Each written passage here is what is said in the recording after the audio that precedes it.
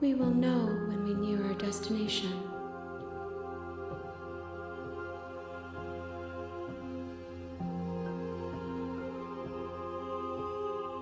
I'm sorry. Words are difficult for me. They never fully weave what I wish to say.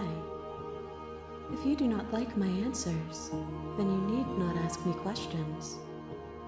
The vessels you choose to bring me carry far more meaning than anything words could say in the spaces between.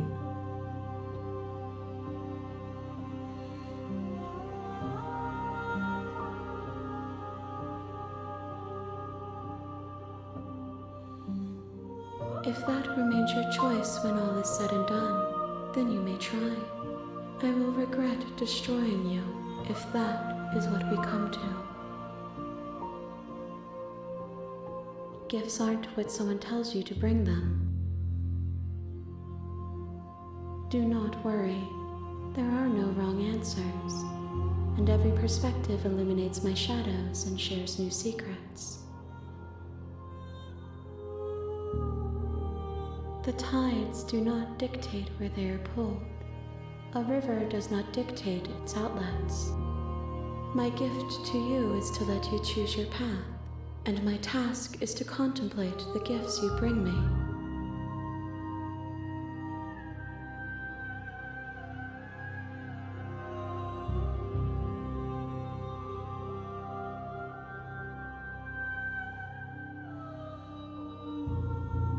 I will be here when it is time for us to meet again.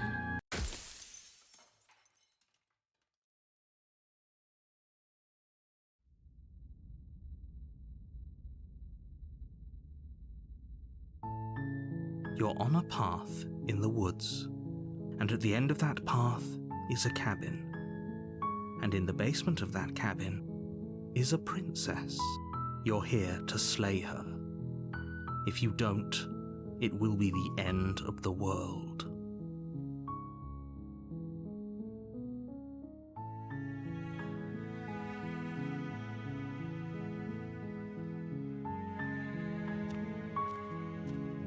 You make your way up the short path to the cabin.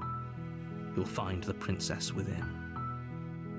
A warning before you go any further.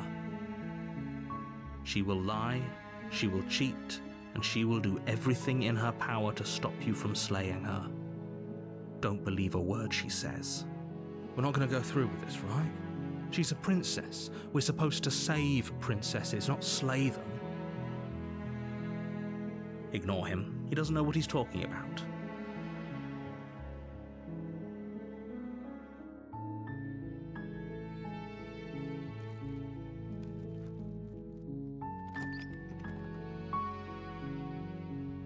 The interior of the cabin is almost entirely bare. The air is stale and musty, and the floor and walls are painted in a fine layer of dust. The only furniture of note is a plain wooden table. Perched on that table is a pristine blade. The blade is your implement. You'll need it if you want to do this right. You take the blade from the table. It'd be rather difficult to slay the princess and save the world without it.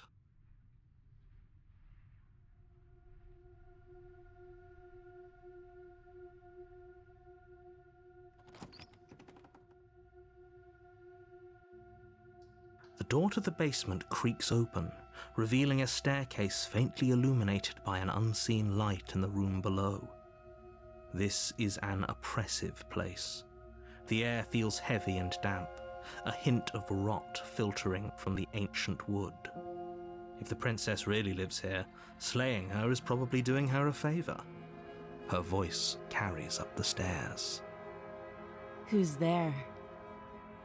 She sounds dangerous. It's almost as if she's the one in charge down here. Don't let it fool you. It's all part of the manipulation.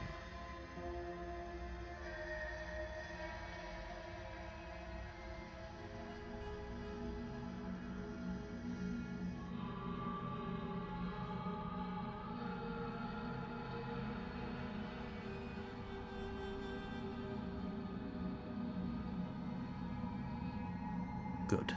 you're still listening to reason. You walk down the stairs and lock eyes with the princess. There's a heavy chain around her wrist, binding her to the far wall of the basement.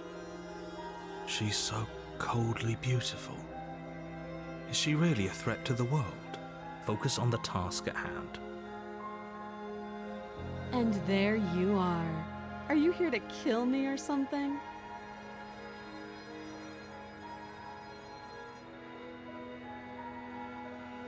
You step forward, your grip on the blade tightening as you steel your resolve. Oh? No talking then? Fine. What even makes you think you can kill me? I'm probably chained up in this basement for a reason, right? And if that knife is the only weapon you have, you'll have to get close enough to use it. So, you should just drop it. Best not to risk finding out what I can do. She's unarmed. If you hesitate now, it'll be too late. End this.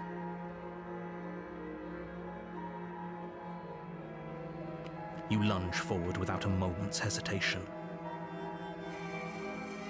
You feel flesh easily give way and look down to see your blade already sinking deep into her heart. Oh. This is it, isn't it? I'm almost embarrassed. I should have seen that coming. But I have to wonder, do you actually believe this was enough to kill me? It's like she's convinced she can't die. Yes, even as she lays there dying, she entirely believes herself to be alive and well. But it's over, isn't it? She stopped breathing moments ago, that arrogant look still plastered on her face. But is it over? Really over?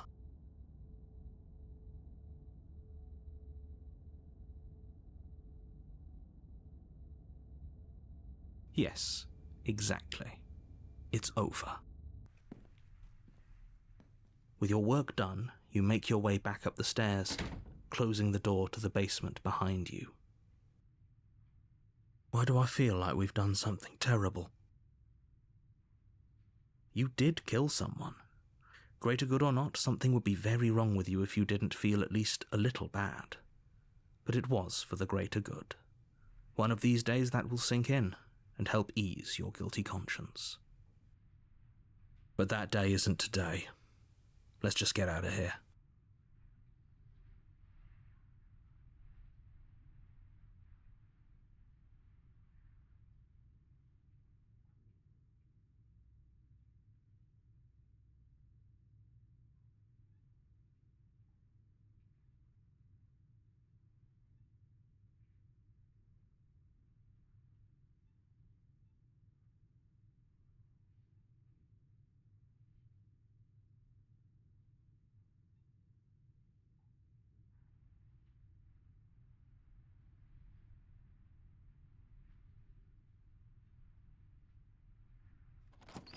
You open the cabin door, ready to return to a world saved from certain doom.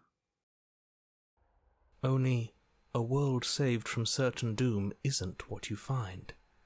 Instead, what you find is nothing at all. Where a lush forest stood mere minutes ago, the only thing in front of you now is the vast emptiness of some place far away. What happened? Everyone is fine. It's just that you and the cabin are now far away from them. Don't worry. You'll be safe here. This is good. Everyone is happy. You'll be happy.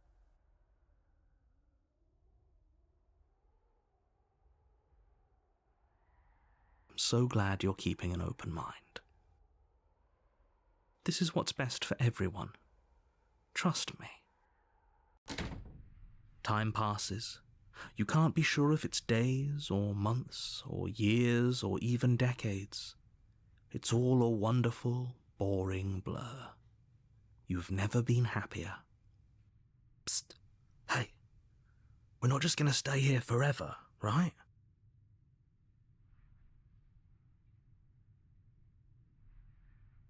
Really? Well, if you ever change your mind, just let me know, I guess.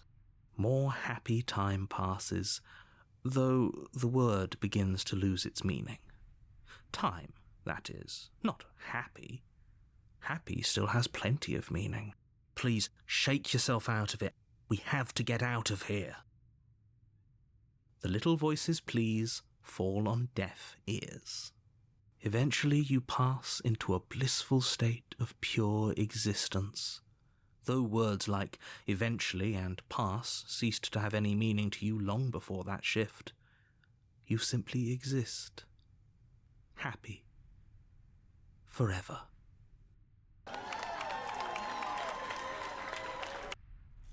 You have already committed to my completion. You cannot go further astray.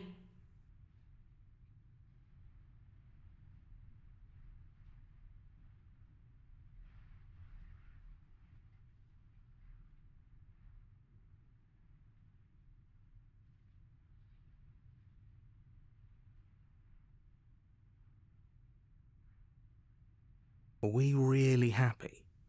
Or is he just telling us that we are? Good, because I have an idea to get us out of here, though you're probably not going to like it. The blade. We can use the blade to get out of this. I can hear everything you say, little voice. There's only one thing it would want you to use that blade on, and I'm afraid that thing is you, dear hero. He's right. It's the only way out. Do you hear that? It wants to take this happiness away from you. It wants this wonderful place to end. Do you not? There's more for us to do, and the only way for us to do it is to take that blade and use it. Don't you dare.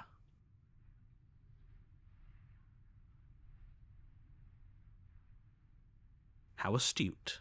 You are absolutely correct. Using the blade to kill yourself would kill you, and you shouldn't do it. In a sense, we die, but looking at things from another angle, are we even really alive anymore? This place, it's nothing. It's absolutely nothing. It's just the same thing, constantly, forever. I know this is out there, but trust me, I know using the blade will work. That little voice didn't want you to slay the princess. It didn't want you to be happy.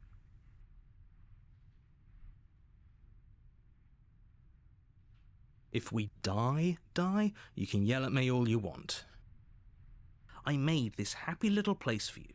Is this not a good enough reward for saving the world? An eternity of bliss? You ingrate? Fine. Whatever. For the first time since time stopped meaning anything, you throw open the door to the basement and walk down the stairs.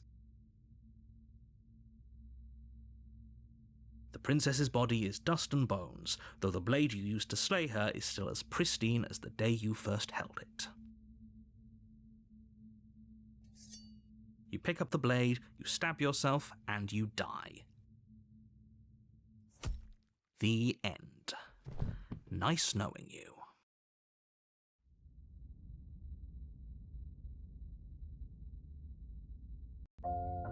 You're on a path in the woods, and at the end of that path is a cabin.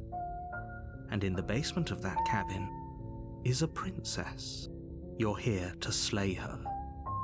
If you don't, it will be the end of the world.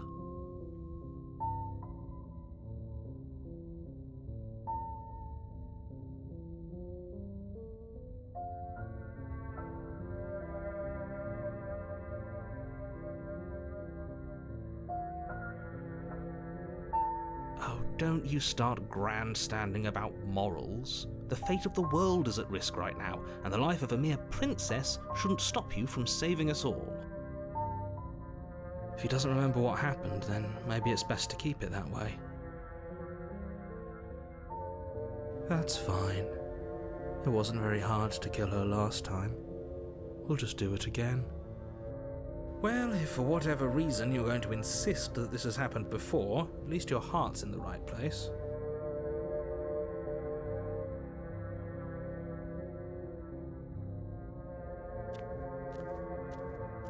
A warning before you go any further. She will lie, she will cheat, and she will do everything in her power to stop you from slaying her. Don't believe a word she says. She won't be a problem.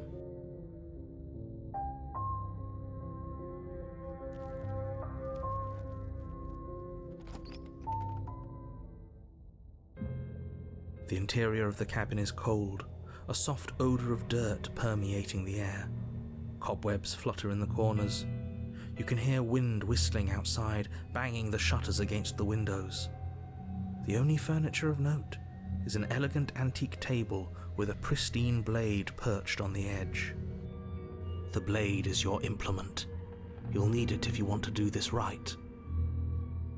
It feels like no one's been here for a long, long time. Like I've been saying, she's dead. We killed her already.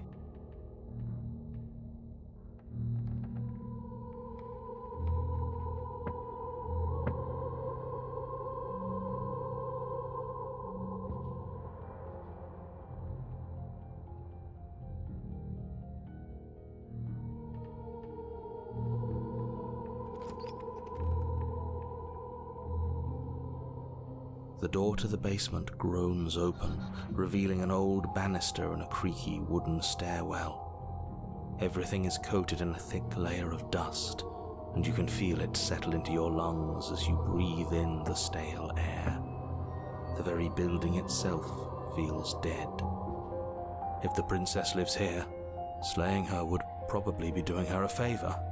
The room below is silent. Nobody's here. Naturally.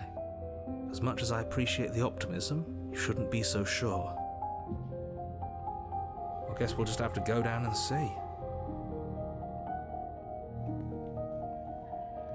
As you descend the final step, the form of the princess comes into view. A skeletal body lying in a heap on the floor, its wrist still bound to the wall by a thick chain.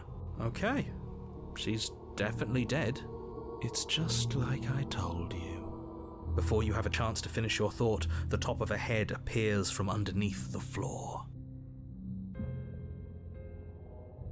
Two deep-set eyes stare up at you, followed by a mischievous, skeletal grin. And finally, the rest of the body floats up to join the head. Wait, this isn't right. What's going on here? Ghost! Oh, wow. How absolutely terrifying. What's a ghost supposed to do to us? Oh, it's you. Hiya, Keller. I was hoping to see you again. I have some issues with how our last meeting went. The princess drifts across the room into your orbit, gently running her fingers across your shoulders and down your neck as she circles you.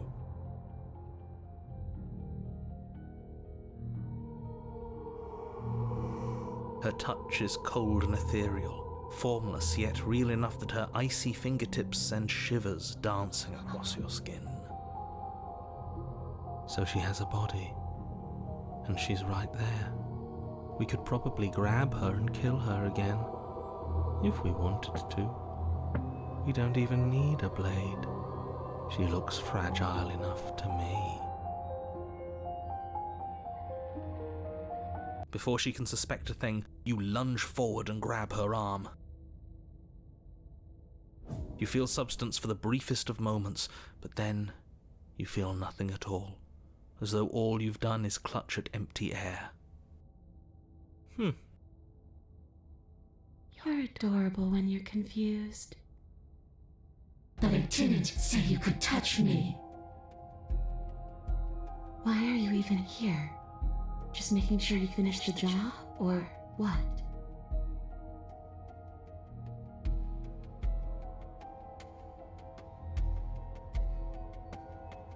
This path is already worn by travel, and has been seen by one of my many eyes.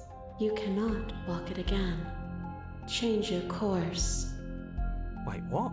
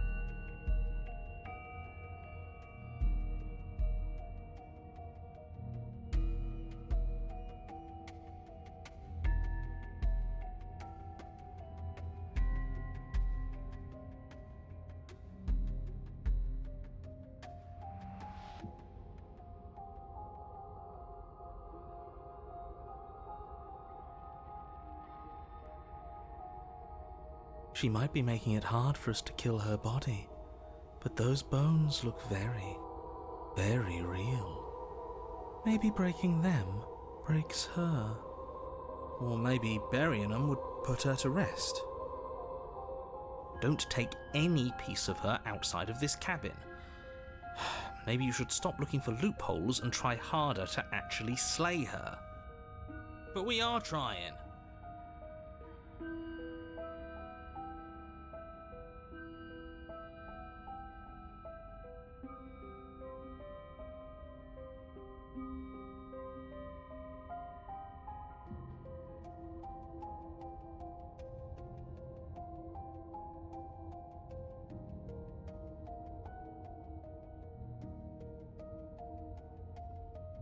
Those are just bones.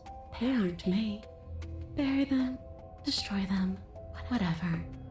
That dusty pile of death is just a reminder of what you've done. It's not a fix for anything.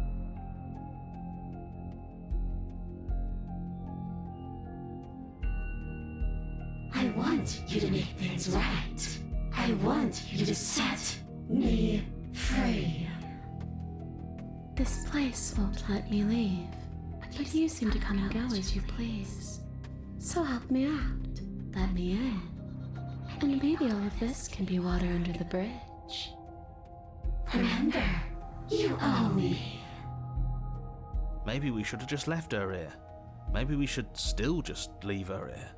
If she can't get out on her own, then why do we have to do anything? Hasn't gotten out and can't get out are two very different things. It'd be dull anyway. It's more interesting if we make a choice. Absolutely not. Is she asking if she can possess us? She is. And I hope I don't need to explain why you can't let that happen. It would be catastrophic if she managed to escape this place. And if you let her in, there is very little anyone could do to stop her. Would she be able to see us if we went along with it? Now isn't that an interesting thought? We could finally bring her face to face with him. I wonder what she would have to say to the one who wants her dead so badly. You won't like how things play out if you go down this path.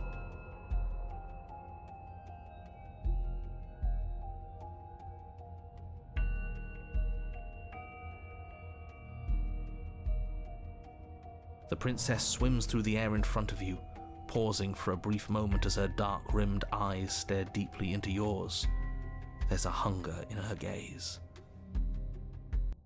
Thanks for the body, killer. What are you doing? Don't just let her in. How many times do I have to tell you? See you soon. She rushes forward and then she's gone. A sharp chill spreads across your body. It starts in your chest, a freezing numbness flowing out from your heart, all the way down your limbs, your mind growing cloudy and confused as it settles over your very soul. I'm not sure I like this. Can we get a do-over?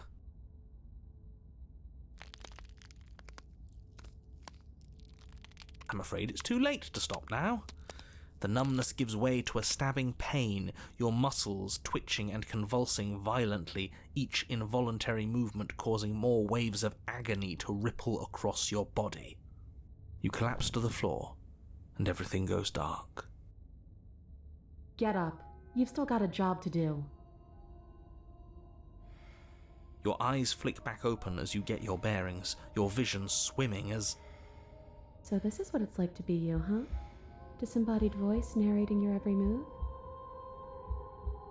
So, it doesn't work like that for you? Clearly it doesn't, or she wouldn't have commented on it. All these shards of broken glass on the floor? Are they also supposed to be you? Hey, I'm not a shard of broken glass, I'm... Yeah? Go on. Finish the thought. What are you? I'm a voice? I'm me is what I am. Who cares what we are? We exist. That's all that matters. Do you have to deal with this annoying bickering all the time? No, it matters. What we are matters. If I'm a shard of broken glass, then that raises some questions about certain other voices in here too. I'm clearly the same thing you are. Hopefully they'll all go away once we leave this place. I don't know how you can tolerate all of this noise. No, I'm not talking about you. I'm talking about him. You don't need to know what I am.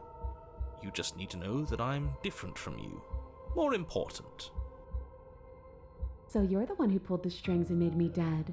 I can tell you don't belong here. You're barely even there, like the shape of something left behind. You're more of a memory than a person. That's rude. You're kind of like me, actually. I'm just going to ignore her. You push yourself off the ground. The princess is nowhere to be seen. Obviously, she's nowhere to be seen. Because I'm in here with all of you. Everybody knows that. I'm setting the stage. The room is empty because you made a spiteful, idiotic, and all-round foolish decision. Oh, shut up. Stop trying to manipulate everyone. Or don't, actually. It doesn't really matter. Because you won't be around to do this for much longer. This is infuriating. Just whatever you do, you can't leave this place. It's not too late to fix this. Probably.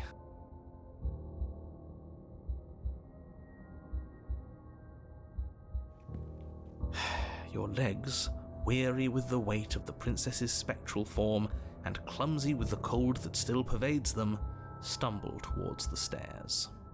I'm just trying to get home. You don't have to act like it's the end of the world. But that's exactly what you leaving this place is going to be. You don't know that. I do. Wait, if she has a home to go back to, doesn't that mean that her leaving won't end the world? It doesn't mean that at all.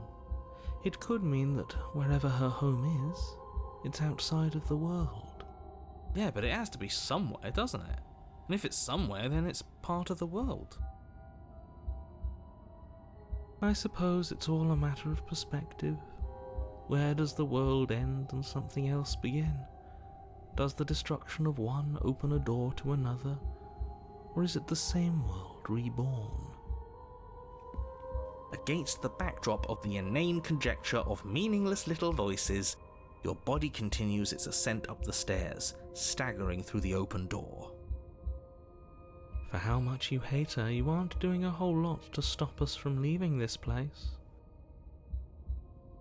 It's because he can't stop me. Why do you think he sent you here? I hate to admit it, but she's not wrong. It's just the weight of it all. It's too much for me to do anything other than describe and dictate. And whine. This body wasn't made to hold you and the princess. If you want to renege on your cataclysmically terrible decision a minute ago, well, you're the only one that can make that happen.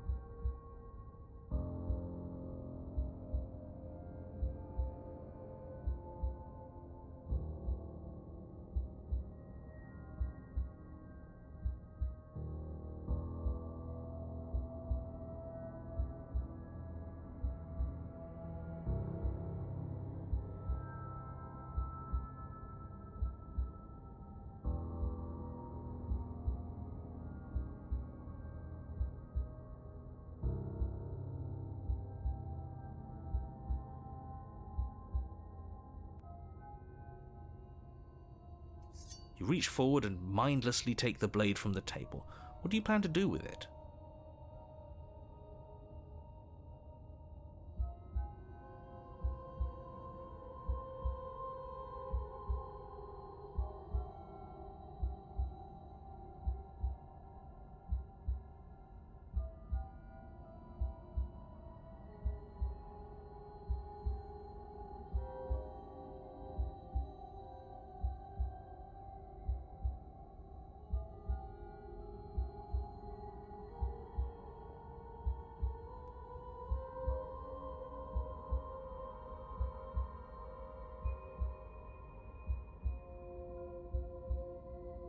Isn't that an interesting idea? I hadn't even considered it as an option.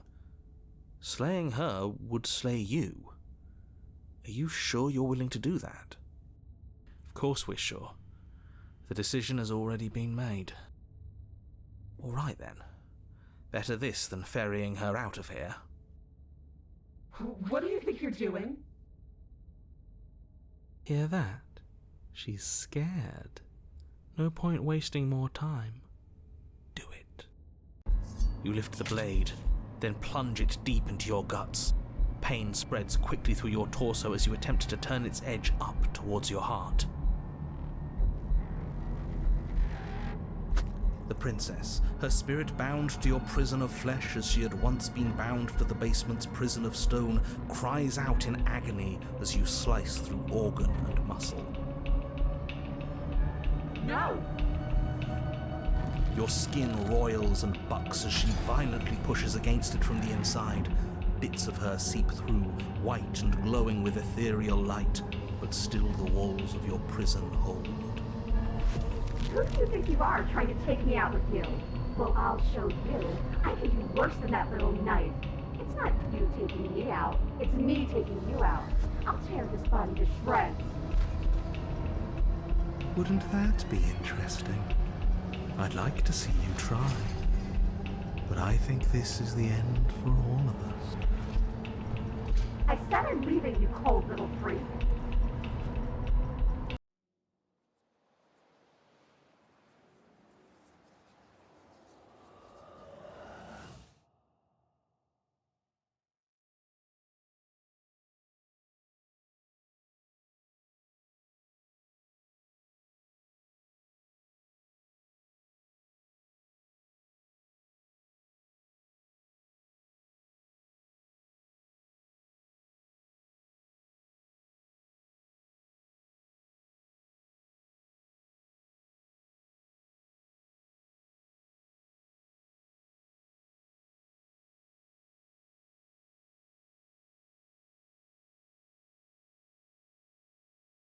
Do you think we're done, you self-destructive murderer?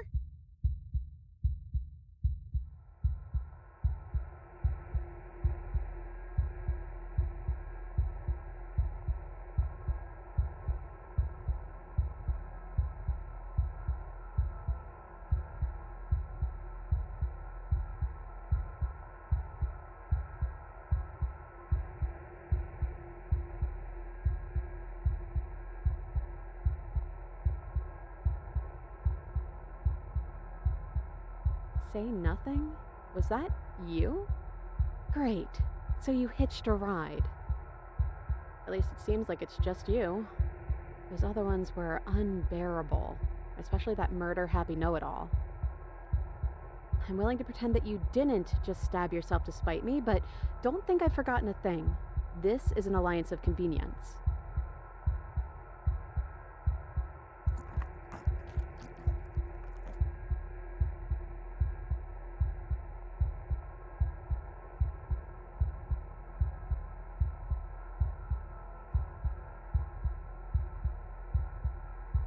Wait, maybe this still counts as leaving together. Come on, let's get the hell out of here.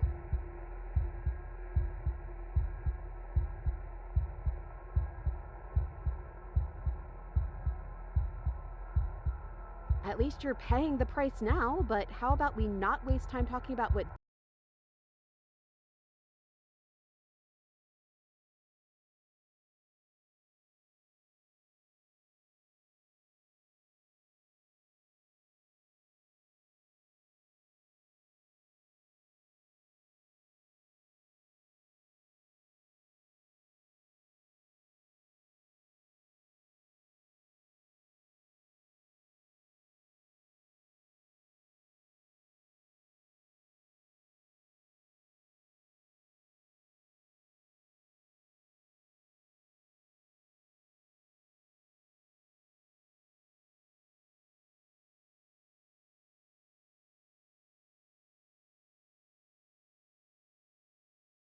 Well, are you still there?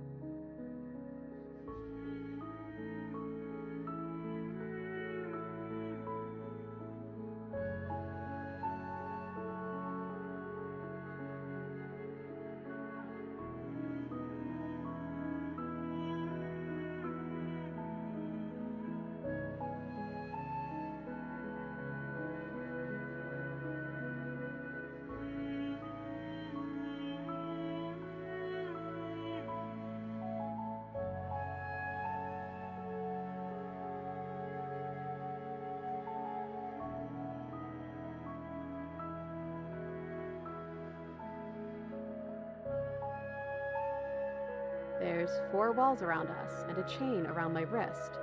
How am I supposed to know about anything that isn't right in front of me? Maybe they're gone. I guess we'll just have to wait and see. And if nobody comes by, well, I guess we'll be waiting a long, long time.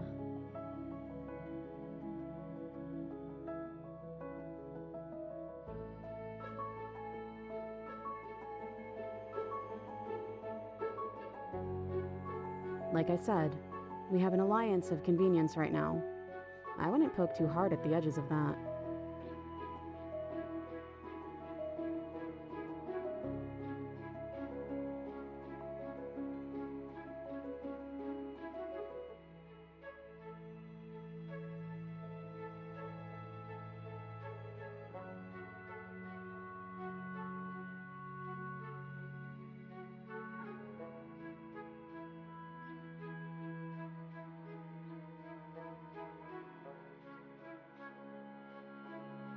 Poking at the edges when I specifically told you not to? We're both stuck here, and everything started over. How about we both just try and make the best of it, okay? Besides, there's something about you being in here with me that just feels right. It's hard to stay mad at you like this.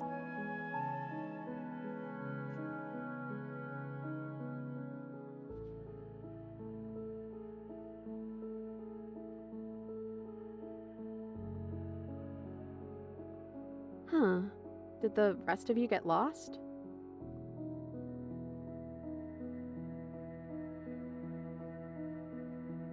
A title card? What on earth are you talking about?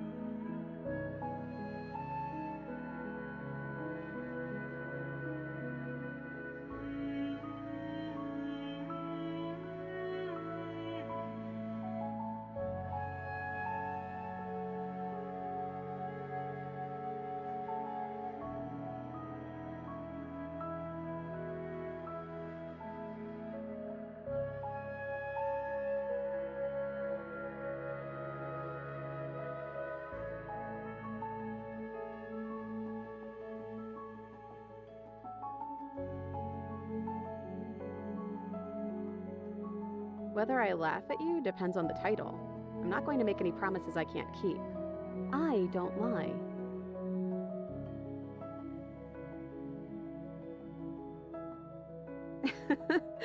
Some hero you turned out to be.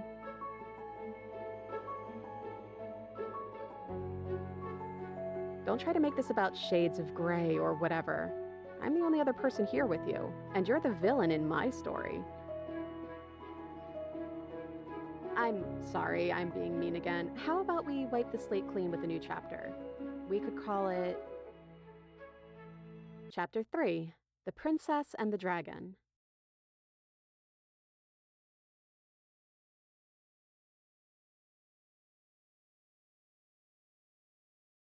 Well, this is my story, isn't it?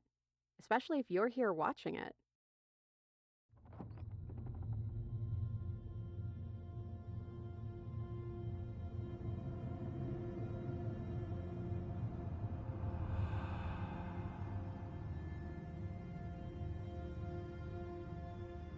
Huh. I don't think you know what we are. It's like we're one and then the other. Make up your mind already, body, will you?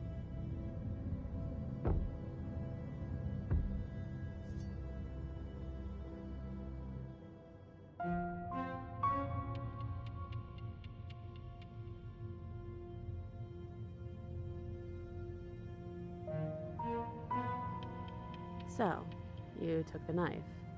Of course you did.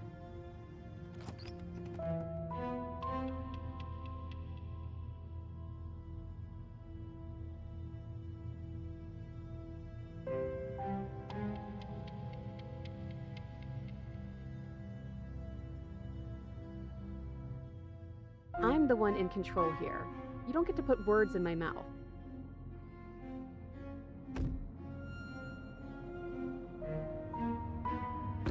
You're always so loud on the way down.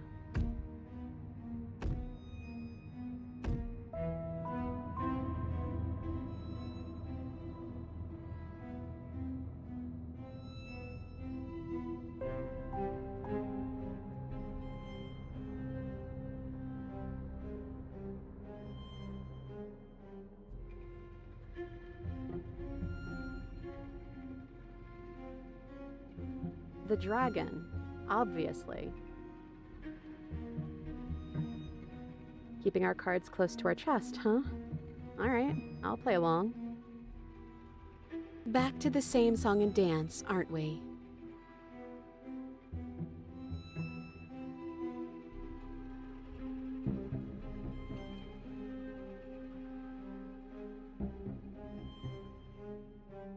Well, what's it going to be this time?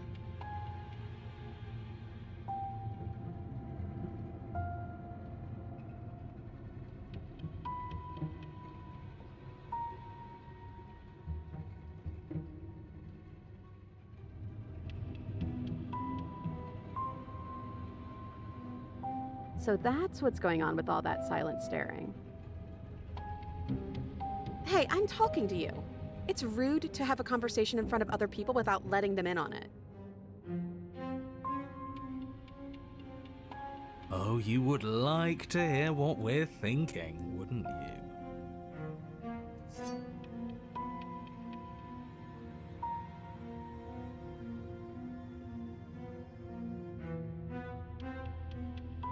But I think we hold the power right now.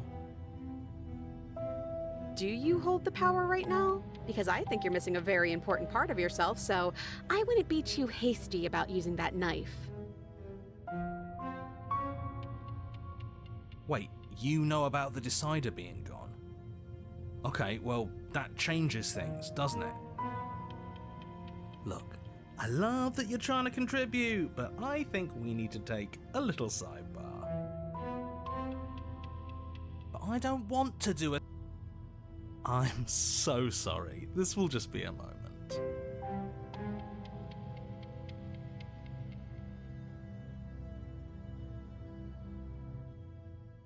Unbelievable.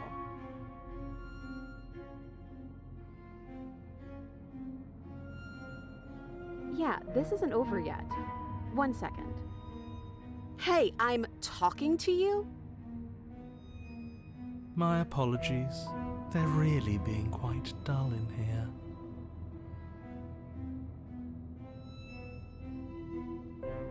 I think they want to kill you. At least the new one does. He's very, very passionate about it. Well, he can try if he wants, but I'm not so sure you all have it in you. Not without your missing piece. Nah, but that just makes it two birds with one stone, doesn't it? How tempting.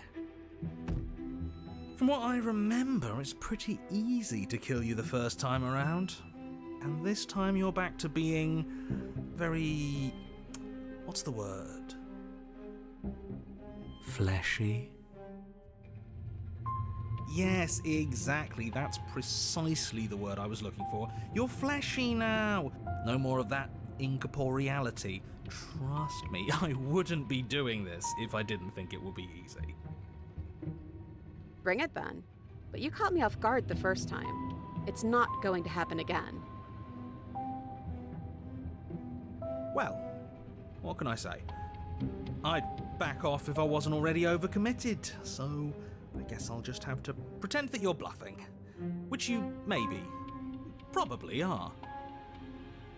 Having second thoughts? Shut up.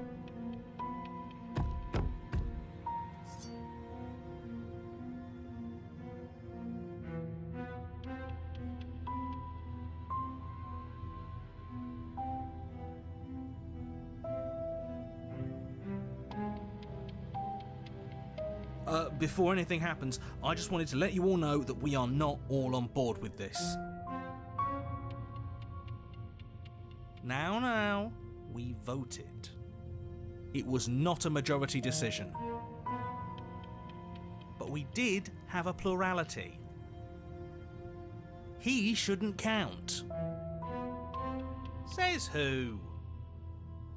Says me. He's not one of us. He's been here since the beginning. The old chum really deserves a say. Besides, you'll all thank us when this is finally over and we are officially on top. But enough chatter. Oh, so you finally decided to do something, have you?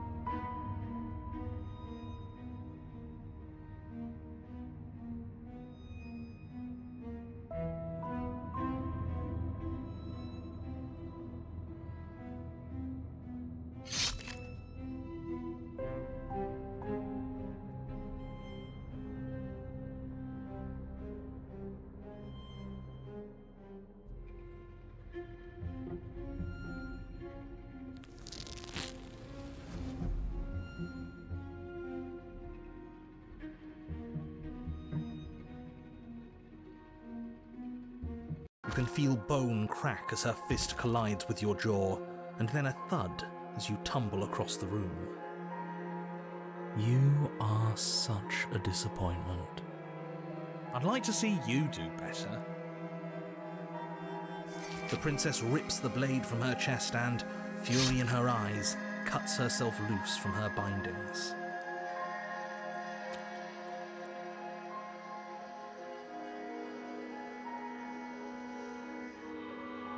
Oh, you're different.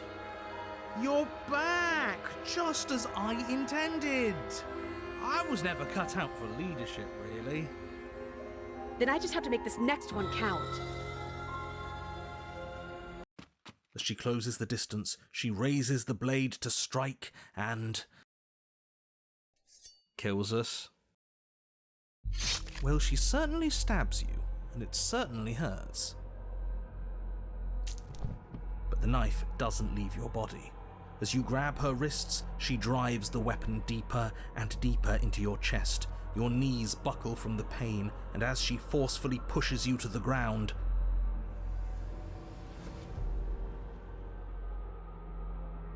I'm taking you back.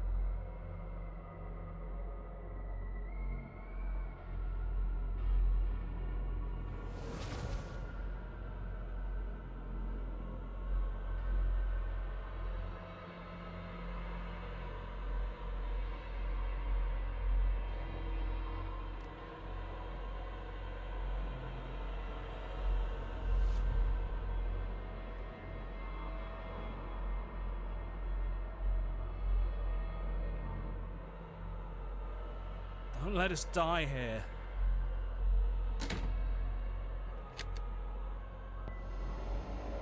Don't let everything die here. You have to end this.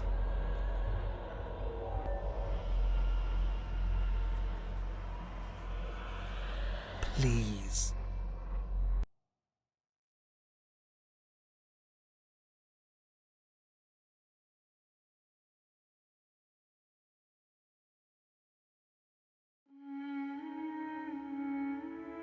Does this mean we're together?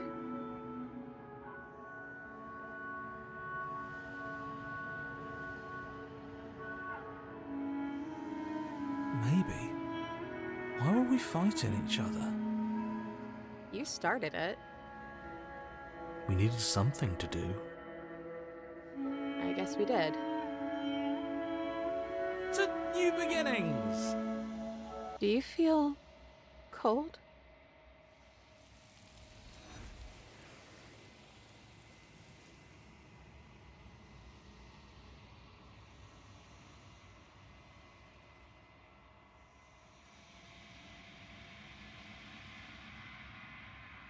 She's gone. Where did she go? Should we try and find her? And is that a mirror? Why is it here? Why now?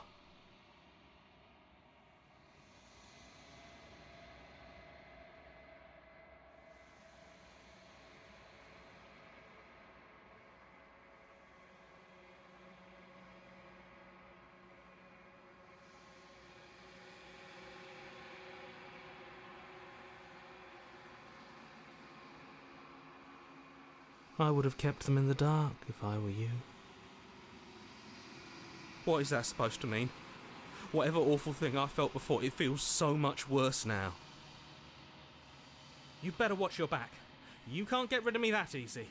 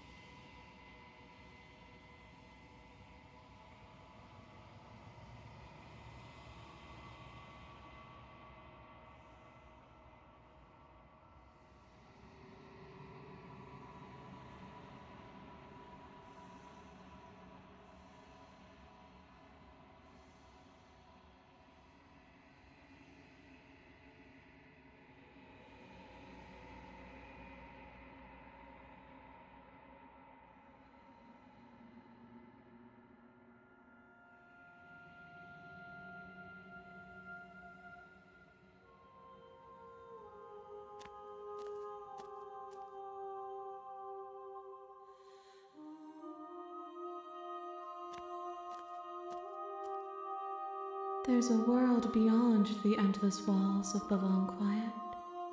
I am curious to see what it means for us to know it.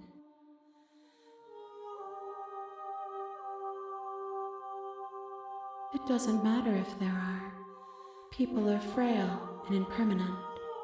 You and I are the only things that interest me.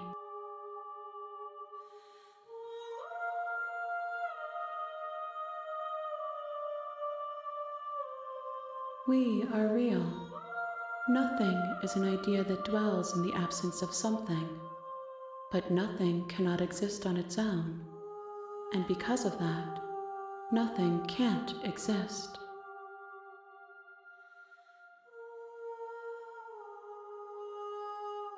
This one is perspectives bleeding into one. You know her better than you know yourself. She will make for an empathetic heart. Do not mourn her, for you would not mourn yourself.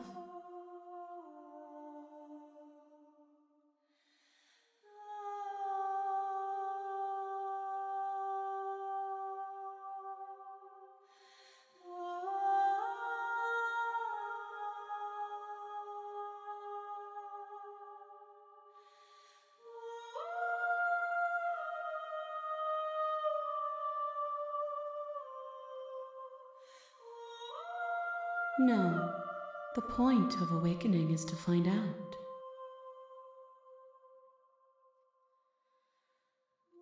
No, their minds are empty, existent, but constantly shifting into something new. Do you think your narrator lives in the spaces beyond?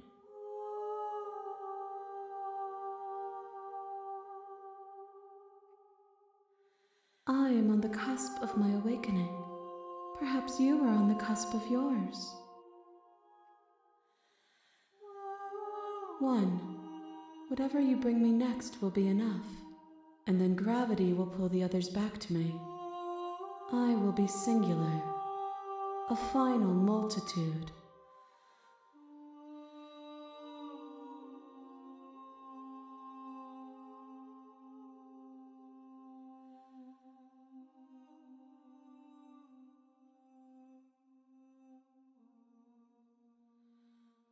These gifts are a conversation, and each one shows me the contours of your heart.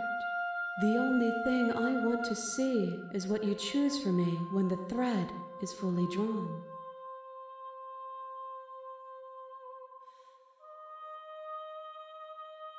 The next time I see you, each of us will finally know what we are. I will be here, waiting for you.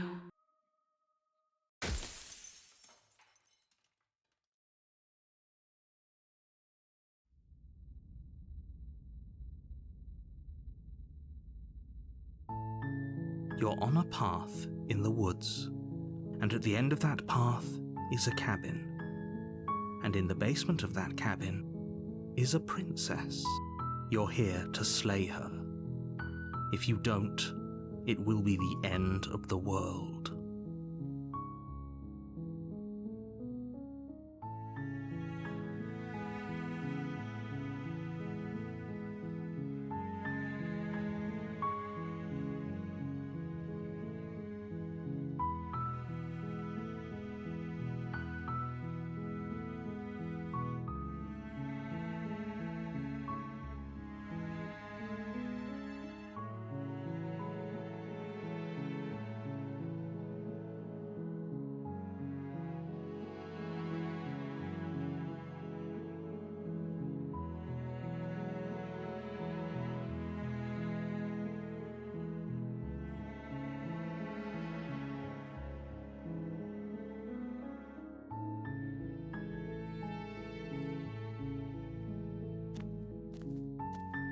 You make your way up the short path to the cabin. You'll find the princess within. A warning before you go any further. She will lie, she will cheat, and she will do everything in her power to stop you from slaying her. Don't believe a word she says. We're not going to go through with this, right? She's a princess. We're supposed to save princesses, not slay them. Ignore him. He doesn't know what he's talking about.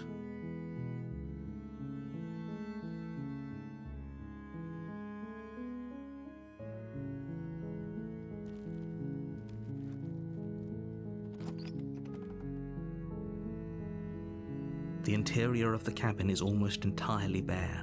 The air is stale and musty, and the floor and walls are painted in a fine layer of dust.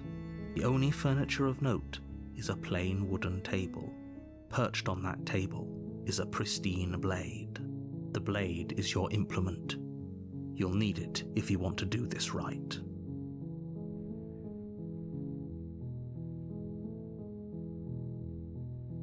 You take the blade from the table. It'd be rather difficult to slay the princess and save the world without it.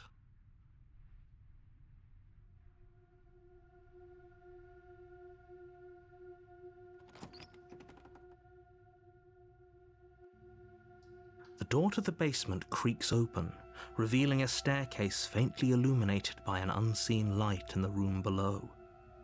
This is an oppressive place. The air feels heavy and damp, a hint of rot filtering from the ancient wood. If the princess really lives here, slaying her is probably doing her a favor. Her voice carries up the stairs. Who's there? She sounds dangerous. It's almost as if she's the one in charge down here. Don't let it fool you. It's all part of the manipulation.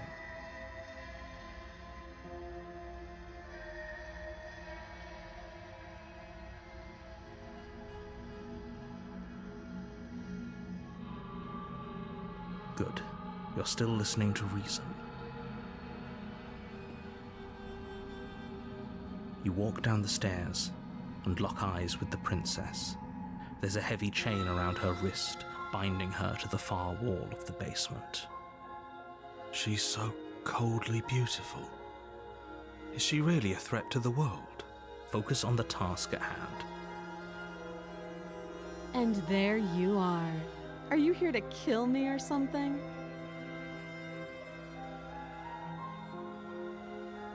That giant knife you're holding kind of gives it away, doesn't it? The blade. Of course she doesn't want to talk. Who'd want to have a conversation at knife point? We should drop it. Don't you dare. It's fine. We can decide what we want to do after we talk to her. Maybe she really is a monster, but killing someone in cold blood isn't very becoming of us.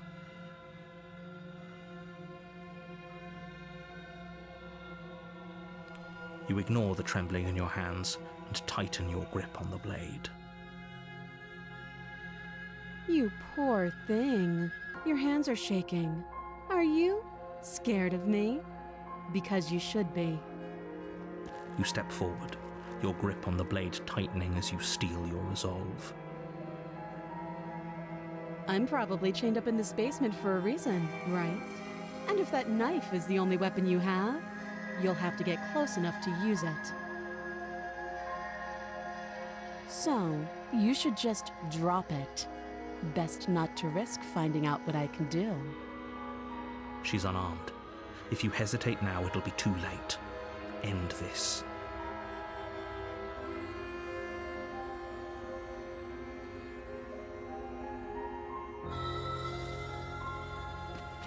Doubt, unfortunately, clouds your thoughts as you attempt to run her through. A moment of distraction and hesitation is all she needed to sidestep your thrust and deliver a catastrophic blow to your jaw. It feels like you've been hit with a sledgehammer.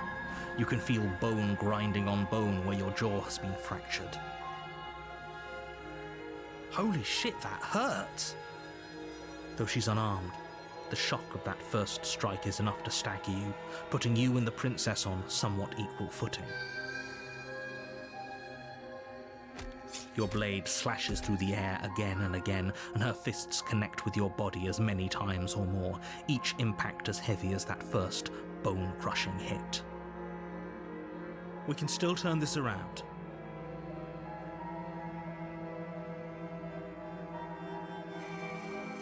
You and the princess stare at each other, both gasping for breath, equally exhausted. You probably won't make it out of here alive, but you can at least make sure that she won't make it out of here either. Excuse me?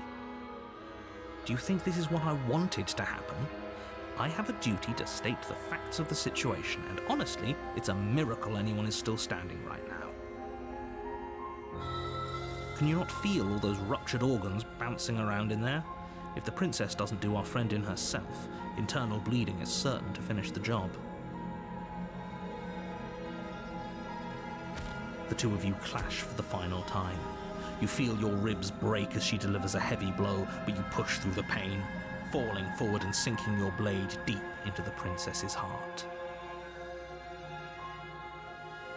Oh. The two of you fall to the floor. This was fun. The princess gasps, her voice an unhealthy rasp as her lungs start to fill with blood. You put up more of a fight than I thought you would. But I have to wonder, do you really think this is the end? But you don't have time to worry over such things. Everything goes dark, and you die.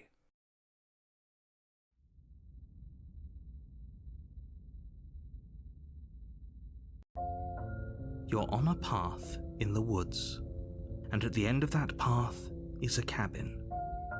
And in the basement of that cabin is a princess. You're here to slay her. If you don't, it will be the end of the world.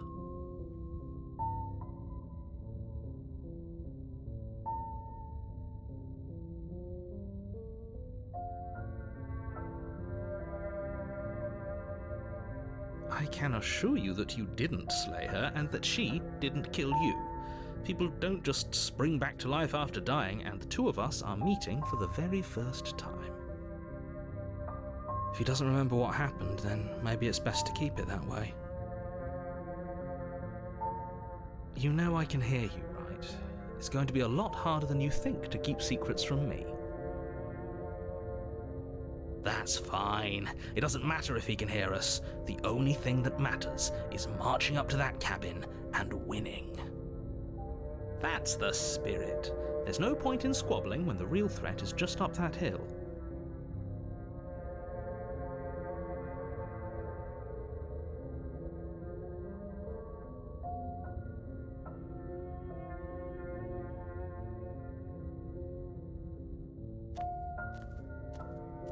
A warning before you go any further. She will lie, she will cheat, and she will do everything in her power to stop you from slaying her. Don't believe a word she says. Lying and cheating doesn't sound like her at all. Not that it matters. It's not like she can lie or cheat in the middle of a fight. Are you sure about that? The point of my warning wasn't to start an argument over what circumstances the princess is capable of lying in. It was to give you some broadly applicable advice. The princess will do and say whatever she thinks it will take to get her out of there, so don't trust her. Ever. Are we clear? Crystal, let's just get on with it already.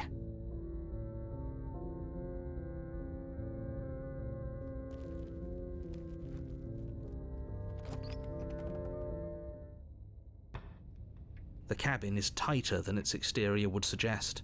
Its cold stone walls press in on you, as if trying to forcefully direct you towards your destination.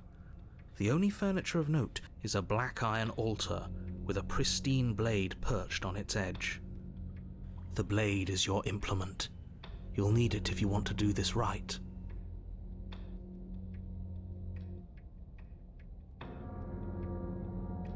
You take the blade from the altar. It would be difficult to slay the princess and save the world without a weapon.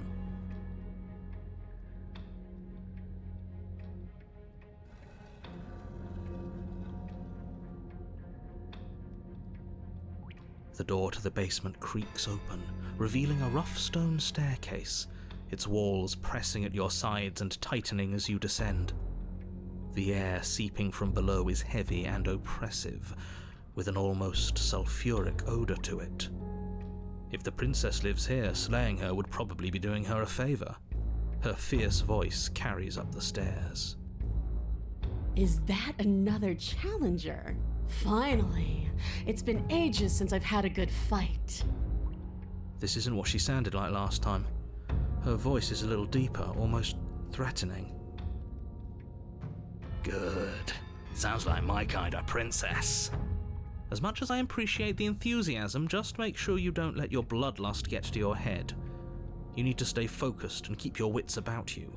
Remember, you're here to slay the princess, not to have a good fight.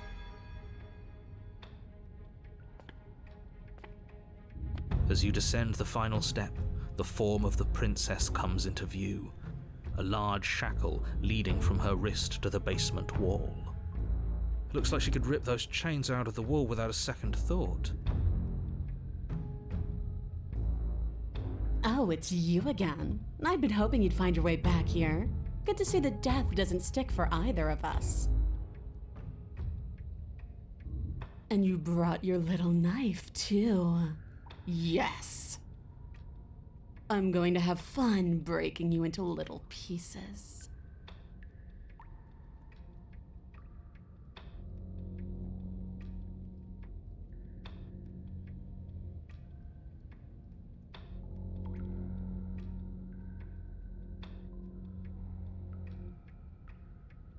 What's that? Oh, that whole deja vu situation. Yes, it does seem like you and the princess remember each other, so let's say for a moment that I do believe you. For all we know, whatever happened to you last time was just a fluke, and beyond that, do you know who doesn't remember anything that happened last time? Me. I don't remember what happened last time. Are you okay? Of course I'm not okay. As far as we're all concerned, the fate of my world is still very much on the line. Not all of us have the luxury of jumping over to a parallel universe the second we die.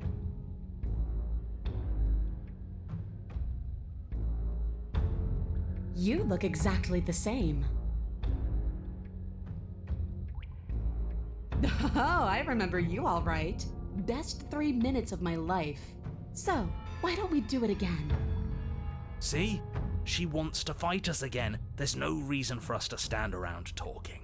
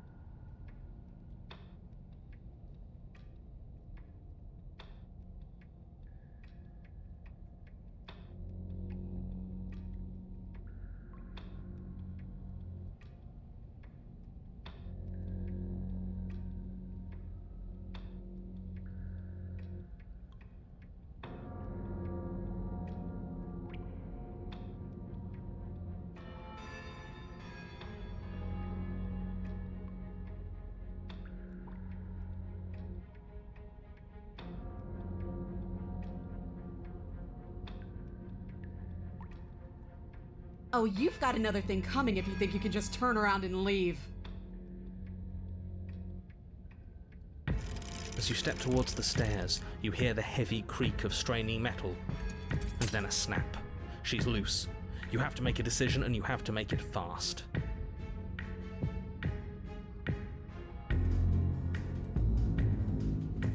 You do your best to scramble up the stairs before the princess can reach you. You coward! You practically feel her steamy breath on the back of your neck, but you manage, just barely, to throw yourself over the threshold and slam the heavy stone doors behind you. You're safe, if only for a moment. Do you think this door is enough to hold me? You're not getting out of this. I don't care how many things I have to break. I'm getting the fight I want. The entire cabin shakes as the princess throws herself against the basement door. It's huge and made of stone. We're fine, right? Of course we are. Any second now she's gonna break through that entryway. And we're finally going to get to do what we came here to do. Another impact shakes the cabin, a massive gash splitting its way up the stone doors. Here she comes. The doors explode outwards, shards of stone clattering against the walls as the princess emerges from the basement. Stop running. We're doomed! In a fit of violence, the princess explodes across the room and closes the gap between you. You do your best to defend yourself from her onslaught, but you're sorely outmatched. For every wound you inflict on her, she inflicts 2 on you until, finally, you're no longer able to so much as stand. Your body is giving out. Giving out? No, nobody's giving out. We're just getting started. Don't be delusional, it's over. You fall to your knees. Is that it? You're supposed to be tougher than this. Come on, get up, keep fighting me. No, this isn't right. Listen to me. Listen to her. We can do this. We can't. Why won't you get up? She kicks you in the chest, splinters from your shattered ribs stabbing into your heart and lungs. Your vision starts to swim. Finally, her face, twisted into an expression of disappointment and fury, fades. Everything goes dark, and you die.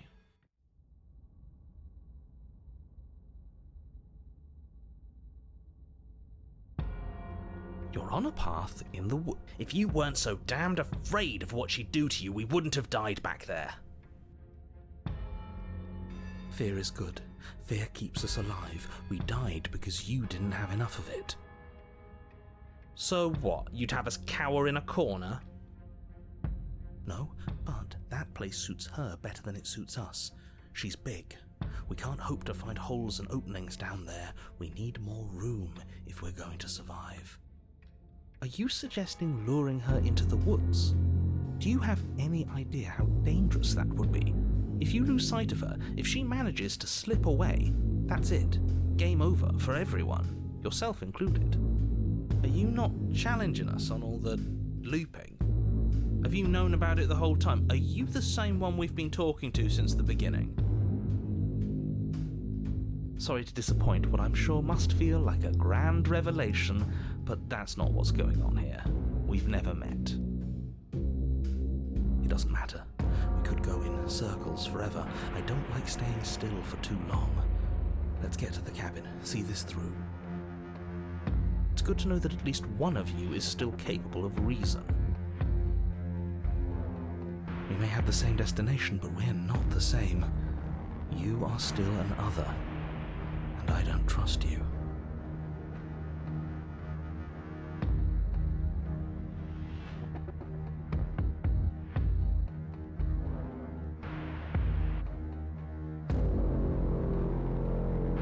It's evidence of one of many ticking clocks. You can't let her spread any further. things are always changing. She changed, the cabin changed, we've changed. Why wouldn't the woods change too? Because they're not supposed to have changed. This is supposed to be a path in the woods. If it's not, it means something's gone horribly wrong.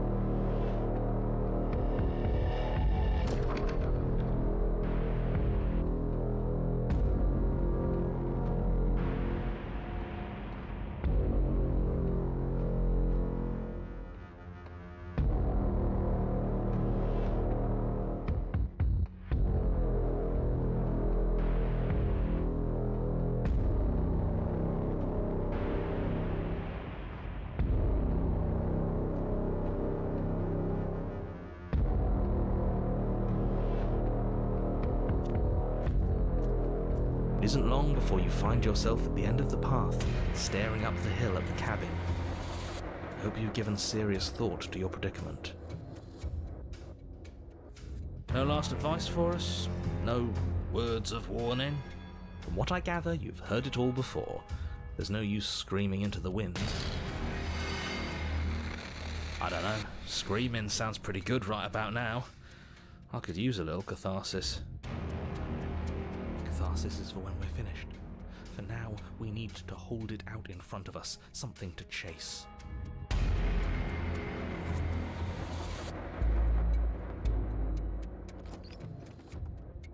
The interior of the cabin is suffocatingly tight, more of a glorified tunnel than a building.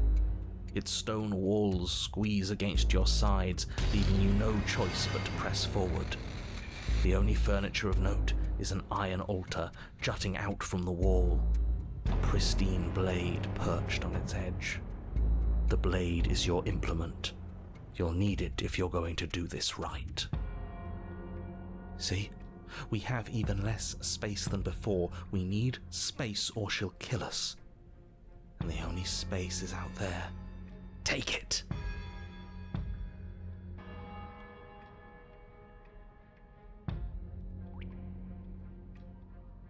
A mirror? But there is no mirror. There's the iron altar, the blade sitting on the altar, and the door to the basement. There's nothing else in here. But there isn't a door. There is. Circles, circles, all of it circles. There's something for us at the end of the room. The what and the why don't matter until we know them. I agree with the freak. Let's get a move on already. And worst comes to worst, we can smash it.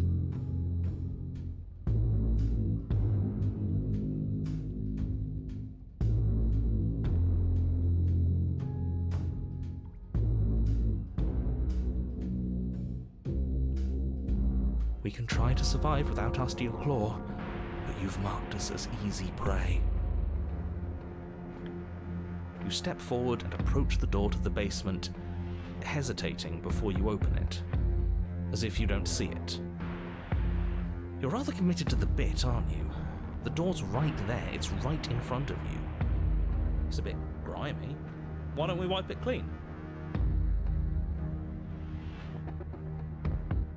You reach forward and drag your hand across the door leading to the basement. As if on command, it slowly slides open, scraping against the floor as it reveals the dim path ahead. Before you is what may as well be a sheer cliff face. There are enough footholds that you'll be able to clamber your way to the bottom, but it will require careful effort. The air hissing up from below is warm and wet, like the breath of an enemy locked in close quarters. If the princess lives here, slaying her is probably doing her a favor. Her voice, bold and fierce and impatient, echoes from the chamber below. Do you have more fight in you than last time? That was such a disappointing show. I know you can do better than that. Goad her. Rile her up. If she's angry, she'll make mistakes.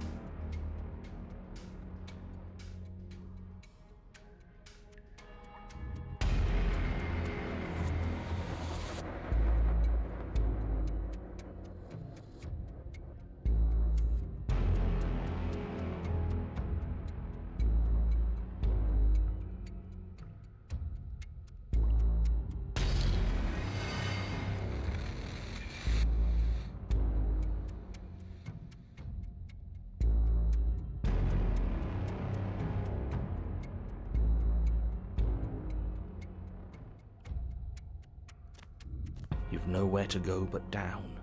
You start the difficult journey, gripping the stone, lowering yourself foot by grueling foot. But soon, there is solid ground beneath you. Remember, every crack and crevice will need to be faster than her. You turn to face what lies at the end of the narrow tunnel. The princess, imposing and tightly muscled, grins back at you from the darkness. Her face droops. There you are. But this time you don't even have that little knife.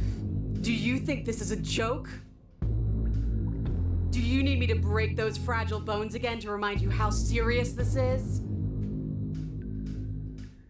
She's bubbling, hot with rage. We can't get close if we want to live. But we'll be able to draw her out of here. She's hungry for us. I know I said this earlier, but I really have to stress how thin of a razor's edge you're on right now. We know. The only way out is through the eye of the needle. And we're going to win. We'll need the steel claw. Grab it as we leave.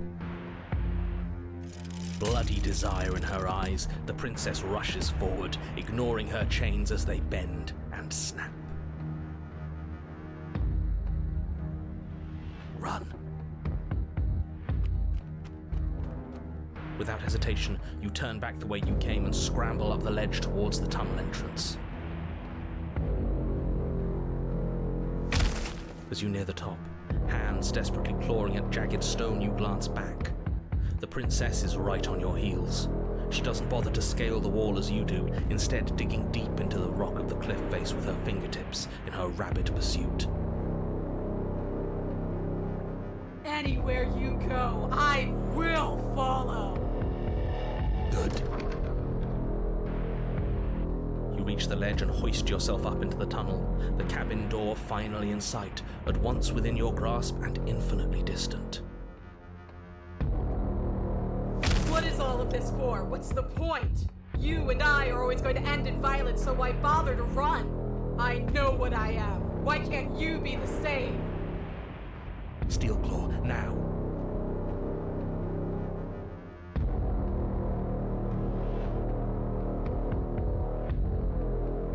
You continue towards the door, vulnerable and unarmed. No, I can't let this happen. I can't let her leave with you. And what are you gonna do to stop that? I don't know. You try the door and oh, what a relief. It's stuck. Bash it open. Please, you can't. I think you forgot something. You feel the burning pain of something long and sharp driving through your back.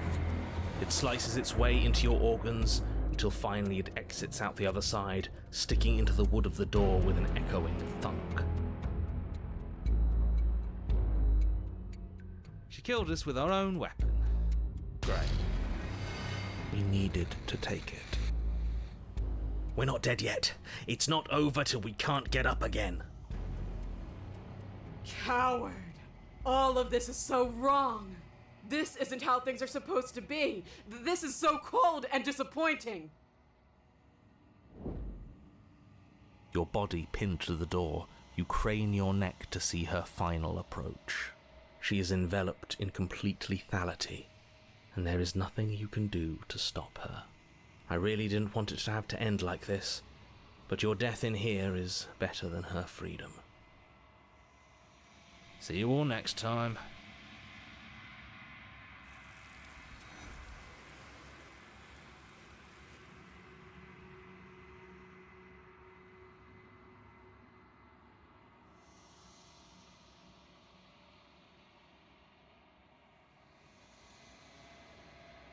She's gone. Where did she go? Should we try and find her? And there's that mirror again. Why is it here? Why now?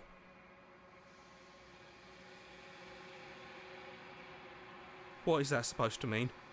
Whatever awful thing I felt before, it feels so much worse now. Death. Real Death. Screw that. This can't be the end. It just can't.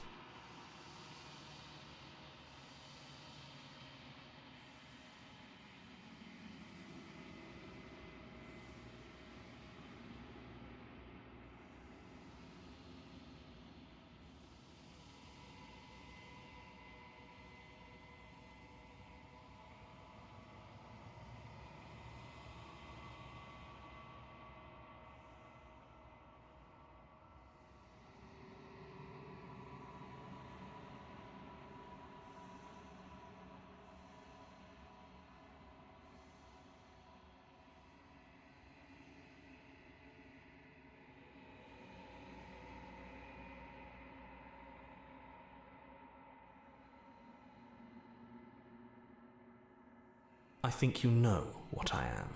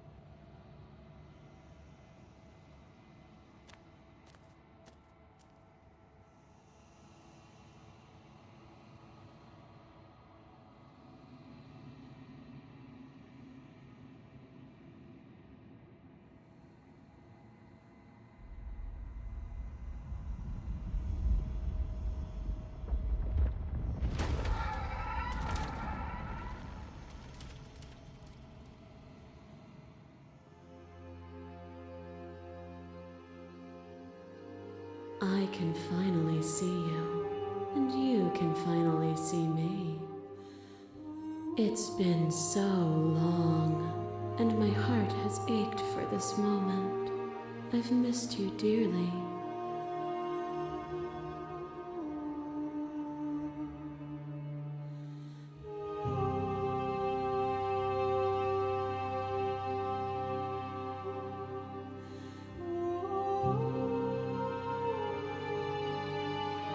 Names are their attempts to capture that which cannot be captured. They call me the shifting mound, a pale imitation of what I actually am. Ever the passive player, always reacting and never acting. But it's woven into your nature, isn't it? When the echo spun us from one into two, he gave you a choice and me a role to play. I am not death, but I contain it in my multitudes. So, will you attempt to destroy me and bring about a world devoid of death and the possibility of meaning? Or will you open the final doors to our liberation?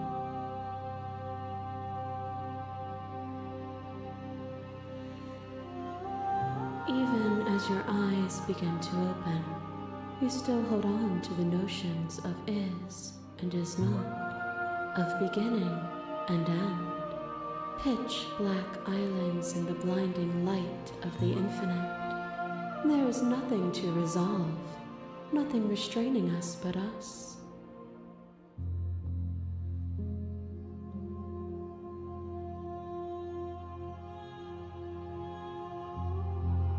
If you're saying that, it's because you don't yet understand. But we cannot use words alone to grasp at things that words cannot express.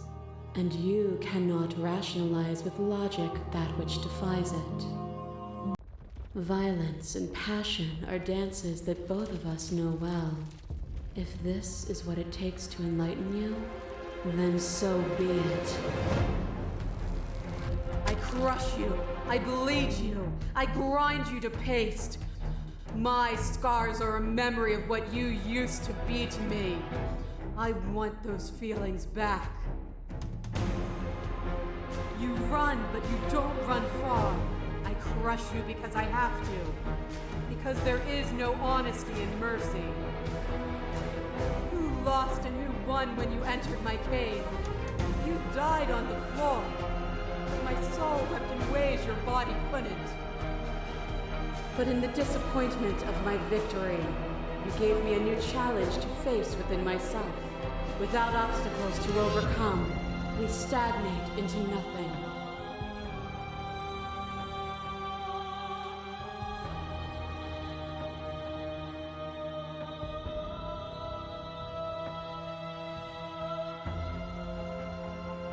A rejection of conflict is still conflict. There is no such thing as non-engagement. To refuse a choice is still to make a decision. All conflict is violence, but to remove conflict itself is to remove the textures that define us.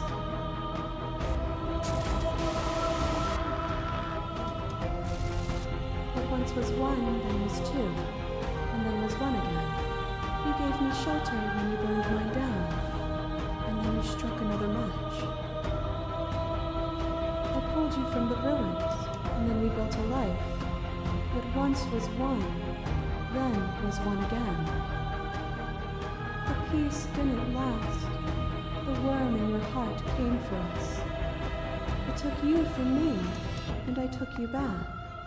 What once was one, then was two, then was one again. You and I are bound together. To rid yourself of me would be to leave yourself forever incomplete.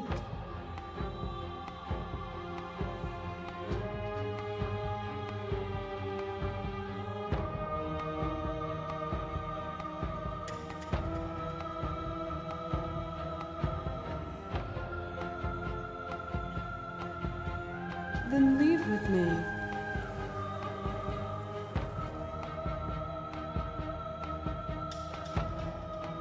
If you need more time to open your eyes, then I will give you all the time in the world.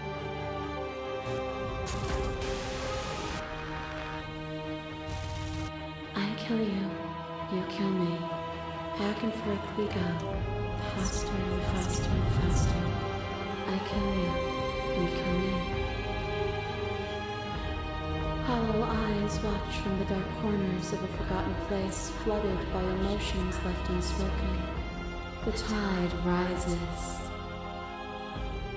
I kill you and me. An ending is a passion that can only be expressed with a moment in time. It is a seed for a new beginning. To linger on an ending is to rob it of its life. And without me, all that's left to do is linger. You speak of me as if I am a ghost, but I am right in front of you.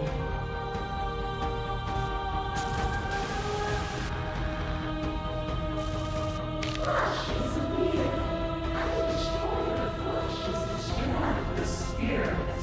With violence you stranded me, and with violence I sought to twist your flesh back into mine. What forced you to choosing your death and forfeiting your body? You chose agency. But agency requires action. And action requires endless tapestry of events. In your final moments would you remove action itself from reality?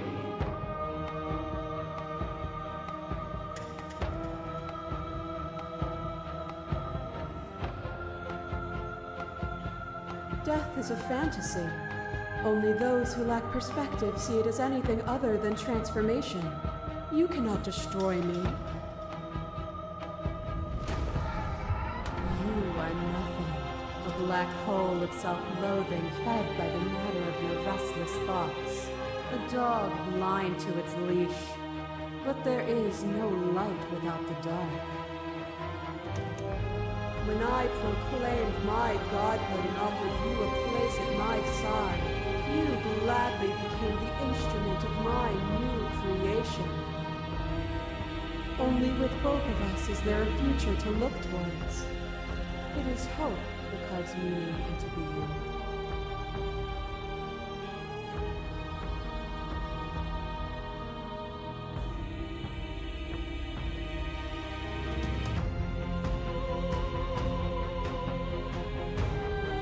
And through your lack of one, you too were consumed. Yet together, we were able to create something beautiful. That cold fire has left your eyes. Are you finally willing to listen?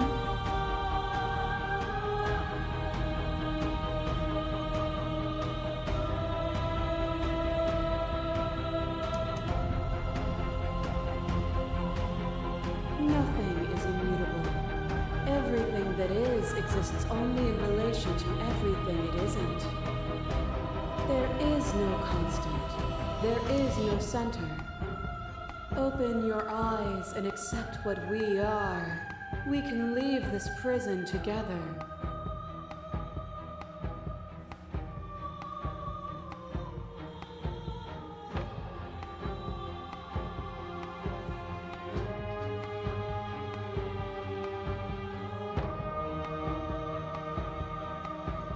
It is from my vantage point that I can see the totality of truth. This universe dies, and a new one is born. And that one dies, and a new one is born. And you and I get to witness it all, weaving a tapestry of life wherever we go.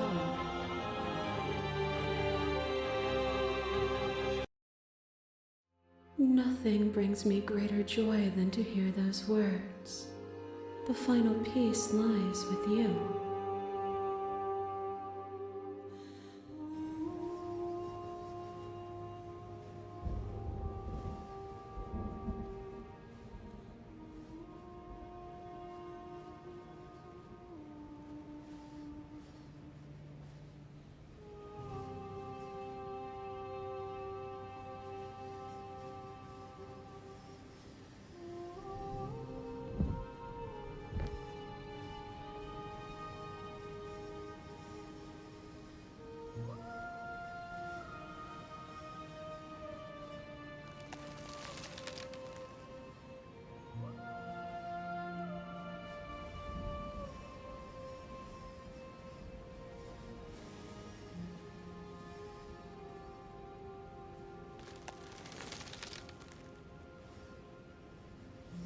I love you.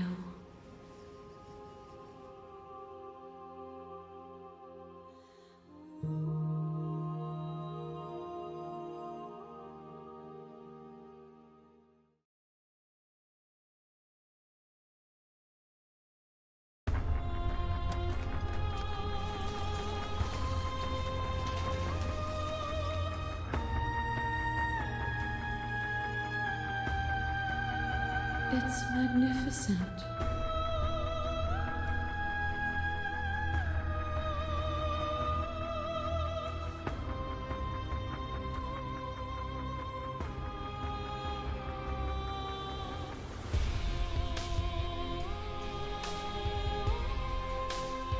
Everything, just like it always has been, and just like it always will be.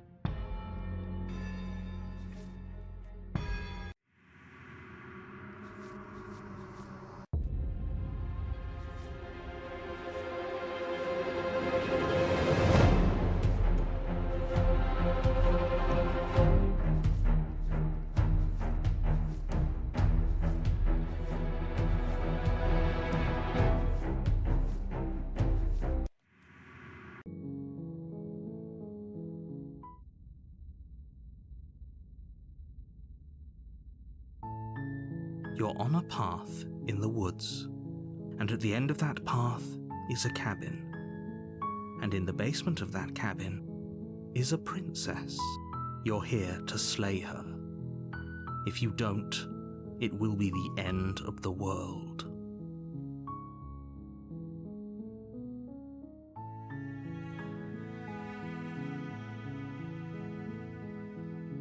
I'm talking about the end of everything as we know it. No more birds, no more trees, and perhaps most problematically of all, no more people. You have to put an end to her.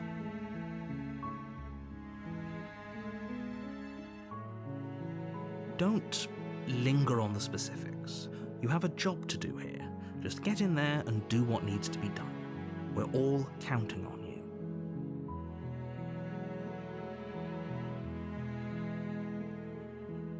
Look, you're already on the path that leads to the cabin.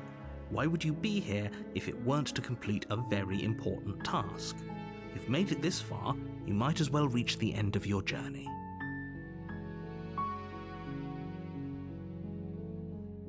While I appreciate the mental exercise, we are running up against a bit of a ticking clock. Nevertheless, let me assure you, the princess is locked up because she's dangerous. She is not dangerous because she's locked up. And before you decide to waste even more of our time by asking how I know that, let me suggest a more pragmatic lens through which to view this situation. Causality doesn't matter here, because the end result is the same no matter what led us up to this point.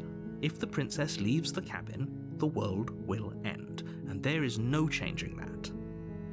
It's no use arguing semantics over a metaphorical chicken or egg, because the egg is hatched and it's about to ruin everything. Unless, of course, you do your job and slay her.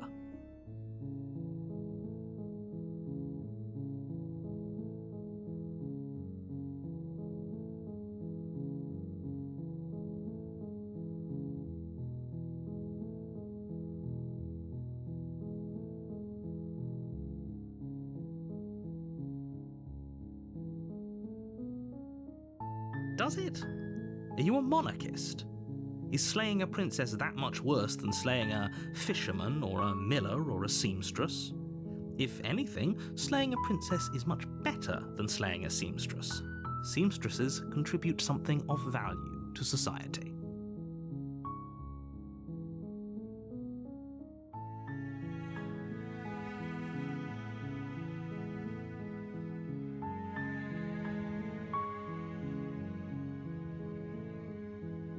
Oh, if only that were the case, but I don't make the rules. I have to say, I'm surprised at your reluctance thus far, but unfortunately for the both of us, you're the only one who can pull this off. Like I said, I don't make the rules, no matter how much I wish I did.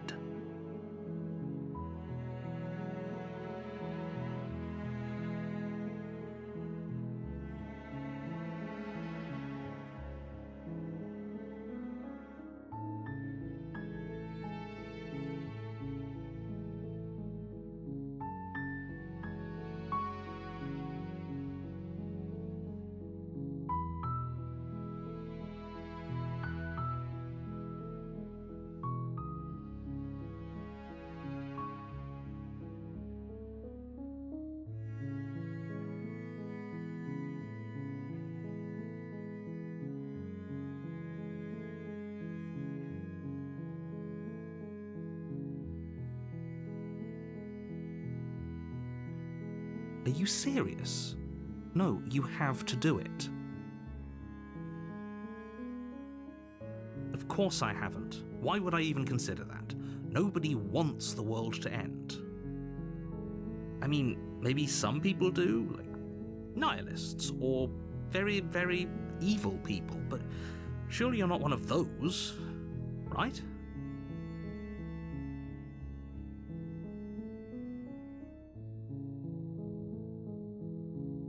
Yes, but you'll have to slay her before you get it.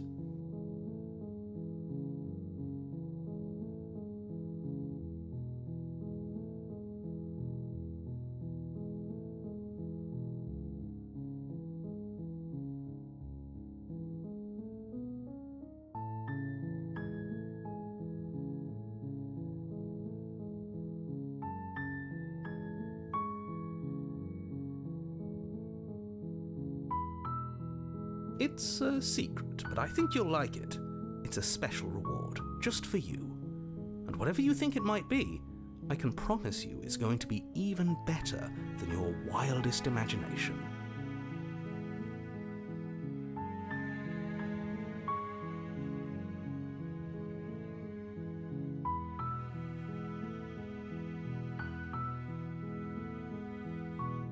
Then I guess we'll just have to see what happens. But a word of warning. If you go in prepared to hear her out, she could easily trap you in her web of lies. And the more you listen to her honeyed words, the harder it'll be to pull yourself out. Then each and every one of us is doomed. So sure, go, talk to her. See how that turns out for all of us. You make your way up the short path to the cabin. You'll find the princess within. We're not going to go through with this, right? She's a princess. We're supposed to save princesses, not slay them. Ignore him. He doesn't know what he's talking about.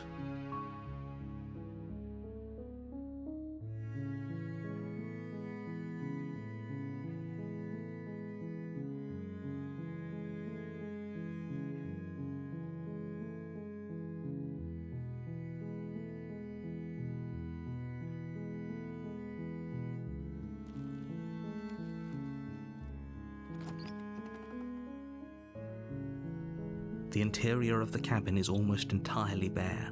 The air is stale and musty, and the floor and walls are painted in a fine layer of dust. The only furniture of note is a plain wooden table. Perched on that table is a pristine blade. The blade is your implement. You'll need it if you want to do this right.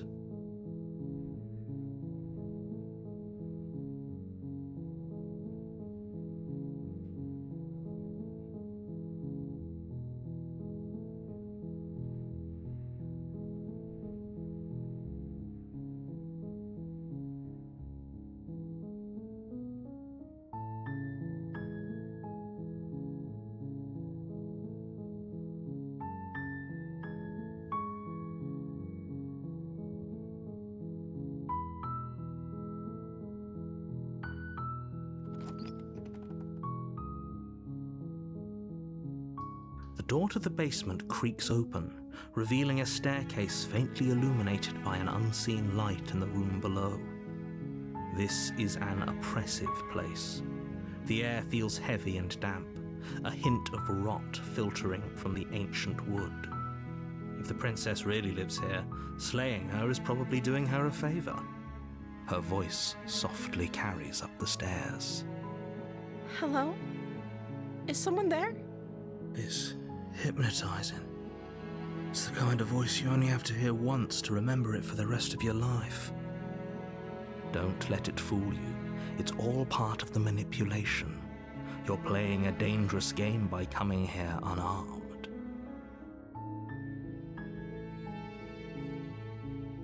Wait, really? You're here to rescue me? I was starting to think I'd be stuck down here forever. I see. You're trying to get her to lower her guard.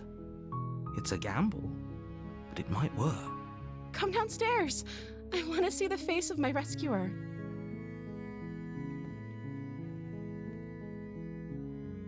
You walk down the stairs and lock eyes with the princess. There's a heavy chain around her wrist, binding her to the far wall of the basement. She's beautiful. How could someone like this be of threat to anyone? I am begging you to stay focused. There's a lot riding on you here. Hi. I can't believe you're here. I've been waiting for something like this to happen forever.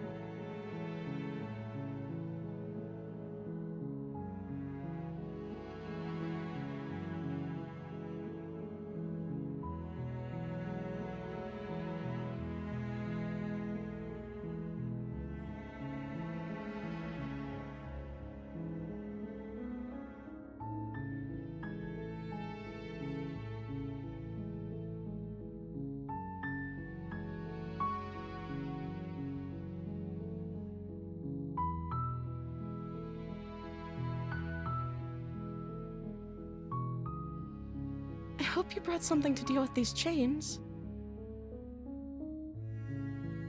You were lying when you said you were here to rescue her, but regardless of your intentions, breaking her out of those chains would be a big mistake. Don't even try it.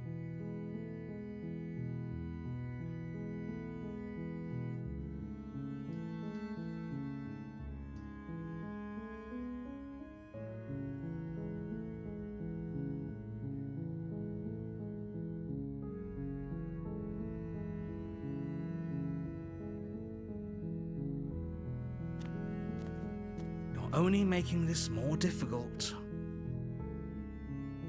Thank you. Thank you. You're making a huge mistake. No, you're doing the right thing. You walk up to the chains binding the princess to the wall and give them a tug. They're large and heavy, far too solid for you to even imagine trying to break them apart. I'm guessing you don't have the key? Maybe it's somewhere upstairs. Doubtful. Whoever locked the princess away down here intended for her to never see the light of day. They wouldn't have just left the key to her chains somewhere in the cabin.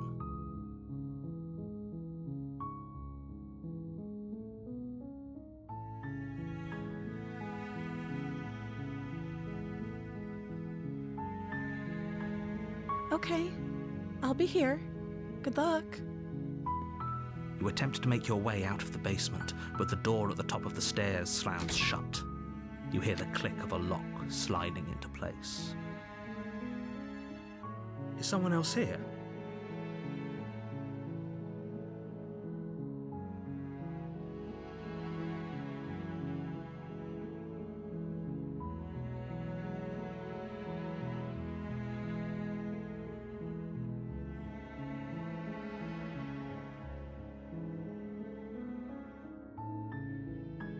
Your shouts and pleas are met with silence. I'll repeat myself once again. You're here to slay the princess, and you won't leave until the task is done.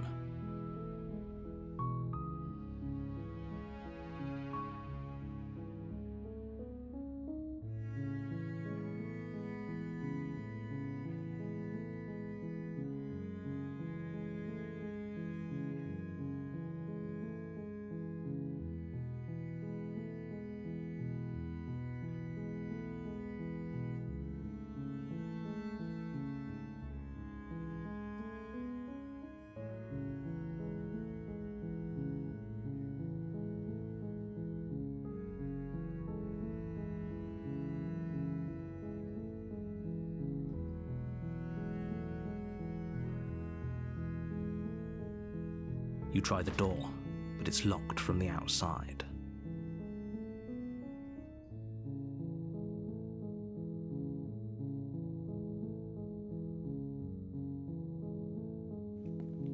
You make your way to the bottom of the stairs. This would have been so much easier if you'd just taken the blade like you were supposed to. Easier for whom? Easier for everyone. Look at the mess you're in. I heard the door slam. They locked you down here too, didn't they? There's a slight panic rising in the princess's voice. If I could just get out of these chains, I know we could force our way out of here together. She barely hesitates before raising her arm to her mouth, her teeth tearing through her limb with the determination of a trapped wolf. As she rips her flesh from her bone, a sound comes from behind you, the clang of bouncing metal. It's the blade from upstairs. You're not sure how it made its way down here, but if there's a time to strike, it's now. Or we could use it to free her. You won't like what happens if you do that.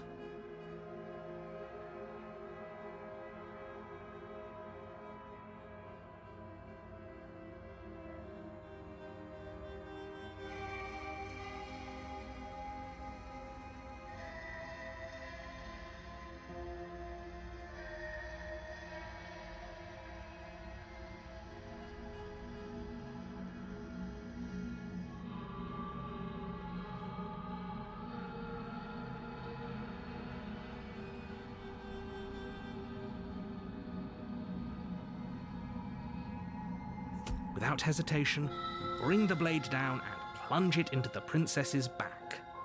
Finally. The wound drives her to the ground. Okay, there's no going back now. I'm with you to the end. You bastard! Were you lying to me this whole time? The princess pushes away from you, the motion ripping the blade from her back. Wounded, but still alive, she crouches on all fours in the corner of the room and meets your eyes with the ferocity of a cornered predator. You've made a terrible enemy, and there's nothing in the world that can possibly save you from me. I thought we had the upper hand, but it's as if she's barely even threatened by us. It's an act. She's wounded and unarmed. There's nothing she can do to hurt you. I'm not so sure. Don't waver now. As you ready your blade to deliver a lethal blow, she lunges at your legs with the same animal ferocity she used to tear at her arm. Your blade cuts into her again and again as you're tackled to the ground, your body racked with pain as she rips into you with tooth and claw. Forget about trying to rescue her. This is about survival now. Give her everything you've got.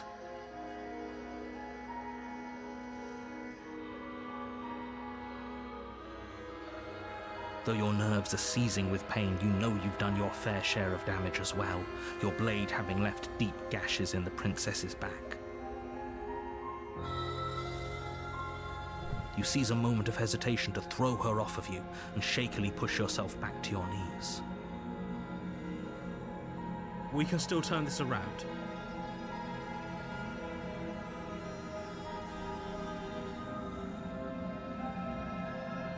Are you serious?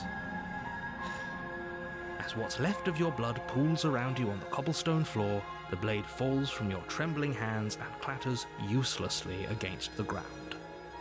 I suppose you simply lacked the will to finish the job. The princess, wounded but still alive, nervously jumps at the blade and kicks it far away from you before retreating into a dark corner of the room. Her shining eyes watch you from the darkness, unblinking and curious as you bleed out. We can only hope the wounds you managed to inflict will be enough to at least delay her escape from this place. If we're very lucky, they'll kill her before she can reach the outside world. After all this time alone, I thought I'd finally found a friend, but you were just another monster, weren't you? This is the end, isn't it? Before you can answer, everything goes dark, and you die.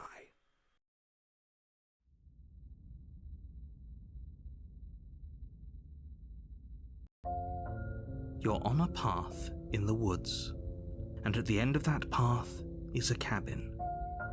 And in the basement of that cabin is a princess. You're here to slay her. If you don't, it will be the end of the world.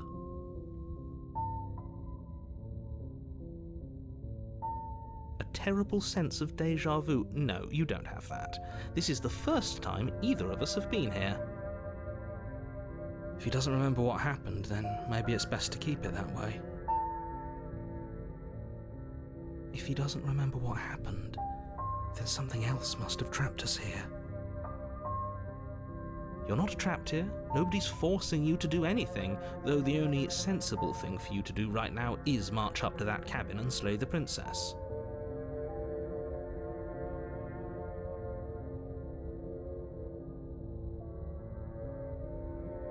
We could go back and forth on this forever, and it won't get you any closer to doing your job and saving the world. So let's just agree to disagree.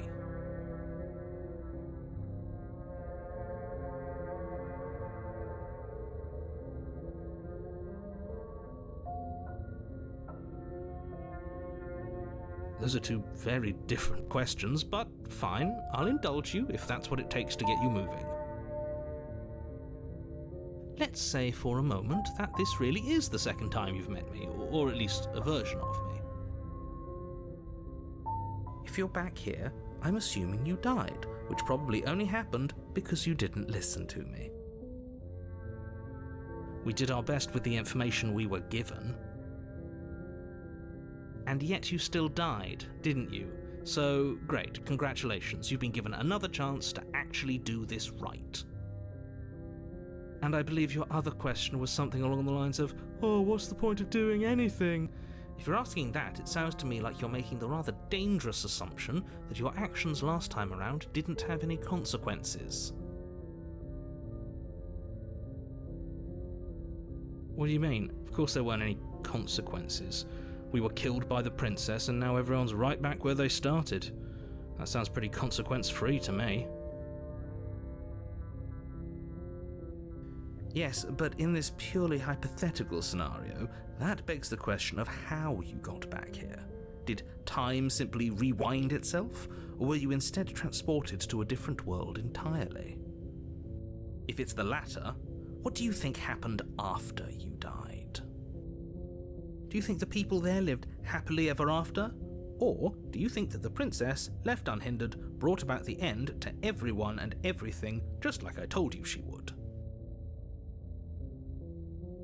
All the more reason to keep our wits about us. Should we even return to the cabin? We could find a safe little hole somewhere instead.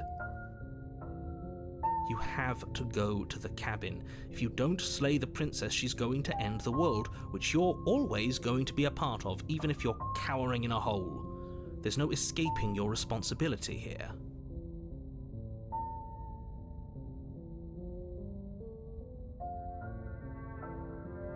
Just be quick about it.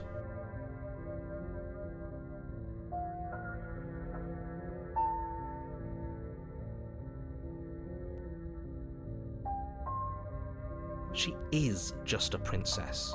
Whatever you think happened to you last time, just get it out of your head before you get to the cabin and you'll be fine.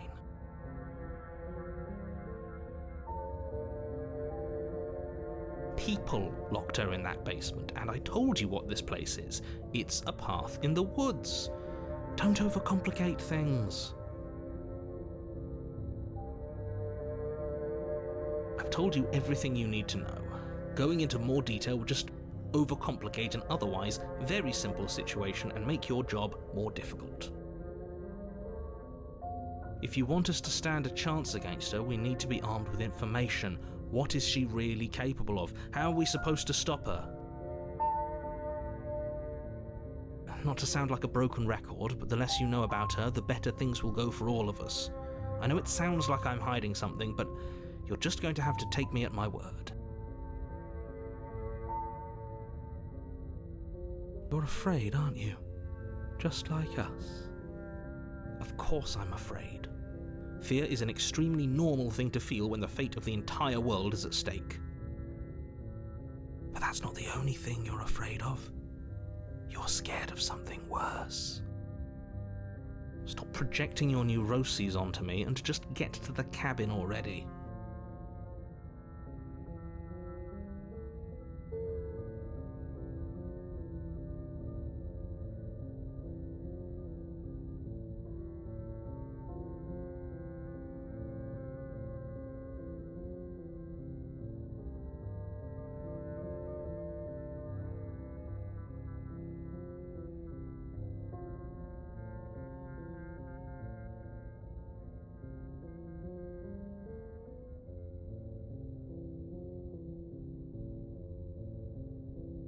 Great. Now, if you don't mind, the whole world is waiting with bated breath for you to save it from ruin.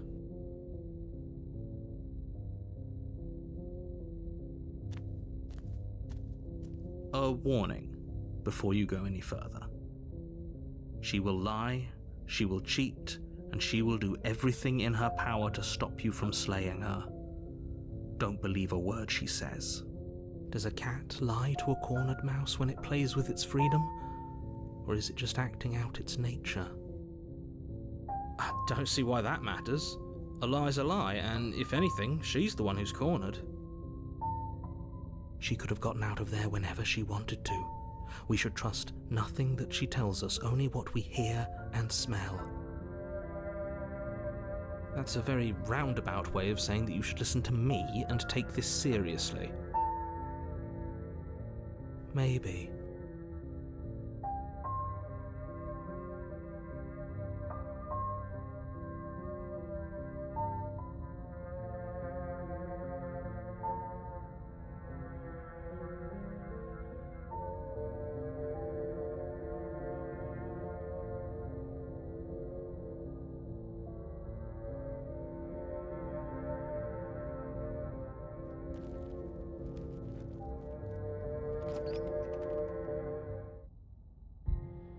The interior of the cabin is ruinous and dilapidated.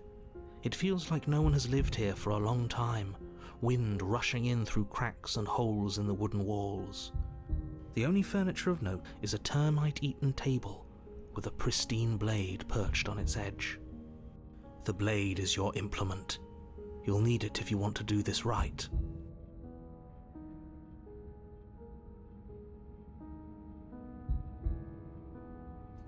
You take the blade from the table.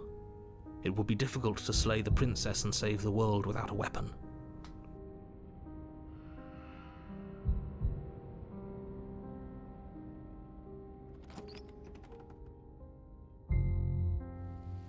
The door to the basement creaks open, revealing what's left of an old wooden staircase. It's still sturdy enough that you can make your way down in one piece, though you'll have to be mindful of holes. The air seeping up from below is oddly warm and wet, as if you're descending into a jungle. If the princess lives here, slaying her would probably be doing her a favor. She growls up the stairs. I can smell you. She sounds almost feral, impatient, or maybe eager. You carefully make your way down the stairs. The last step gives way to the damp earth floor of a starlit pit. The walls are obscured by an impenetrable darkness, giving the illusion that the room might stretch on forever. You brush against the wide leaves of plants that surround you on all sides, seemingly the only living things that occupy this strange underground wilderness. The jungle is pressing in on us, hiding her from view. She could be anywhere. You see only a flash of the princess before she scurries away into the underbrush, dragging her heavy chain behind her. Remember, she's just a princess. She is certainly not just a princess. You're not helping. It doesn't matter what she is. It only matters what she does. Her shining eyes appear between the leaves, staring hungrily at you from the darkness. I can hear your heart pounding from the bottom of the stairs, fledgling. You're right to be terrified. I'm so much more than you. And a little splinter clutched in trembling hands won't save you from me. A shiver rushes up your spine and pulls you upright. The air's shifting. She's getting ready to pounce. Move, now.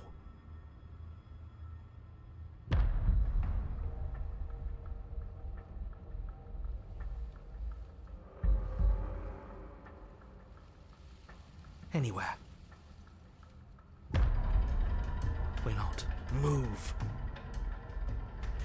There's a shift in the humid air, and something enormous, the princess, lunges from the shadows, her maw unhinged and dripping, her eyes fierce and full of hunger.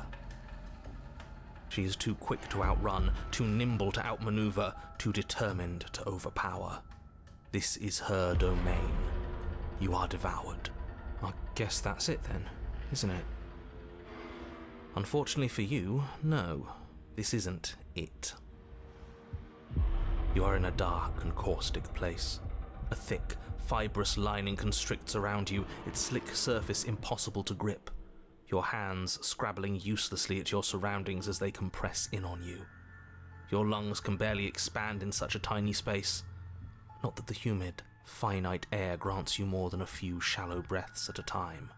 The liquid pooling beneath you starts to seep into your skin. You itch, then sting, then burn as the acid begins its slow work. When I killed you, I tried to leave this place, but it wouldn't let me. You belong down there, it screamed at me. The world is better off without you in it. The flesh around you rumbles as the princess begins to move, her thundering footfalls twisting you helplessly about. Your skin protests as the corrosive liquid sloshes around you, but there will be no respite for you in sight. The burning grows stronger, and you can feel layers of you being peeled away. But you don't belong down here. You came from somewhere else.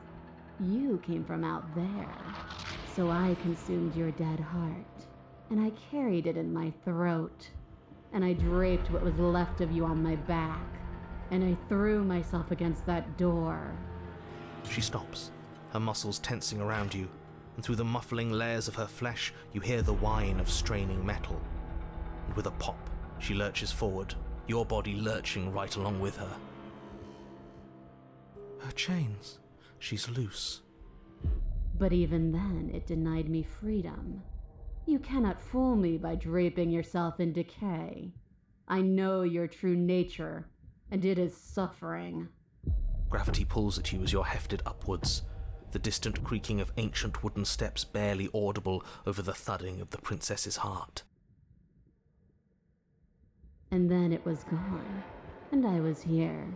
A new enclosure, a nicer cage, but still a prison. I learned from my wounds. You're alive now. We can leave together. Does that work? Could she free herself if we're alive in here? Do you really need me to give you a definitive answer for you to understand that the situation is grim? Stop her. Do something. You still have that steel claw. Tear through her before we are her. Survive. Or we could use it to make this quick for ourselves. If she needs us in order to leave, we could at least deny her that. That is a bad thing to do.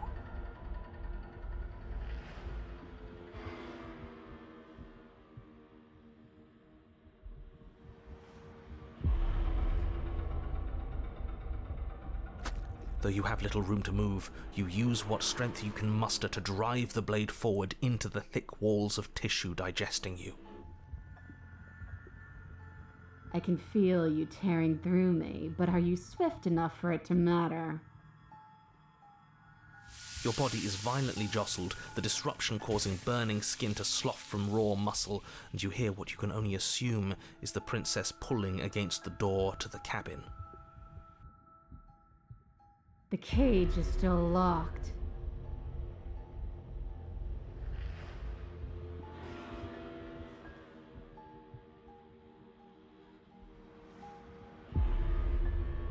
You slice again, deeper, rooting through her meat with the tip of your blade, until at last it finds her beating heart. The pulling has turned to banging as the princess desperately throws everything at the cabin door. Your flesh screams as your reddened, spongy body is hit with fresh waves of blistering acid. You can't hold me forever.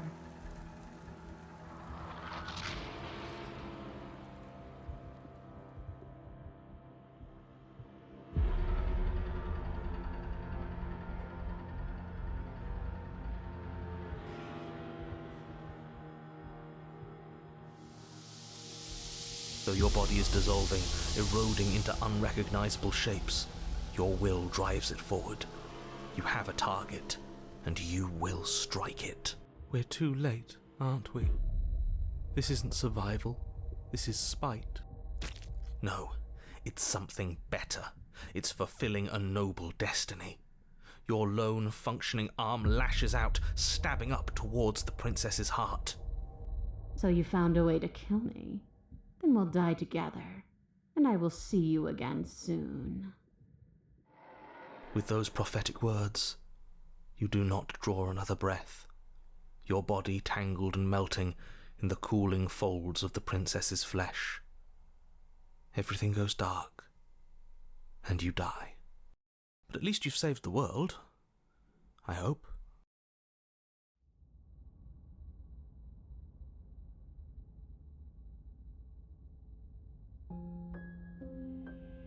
We are a path in the woods. We have no beginning, and we have no end.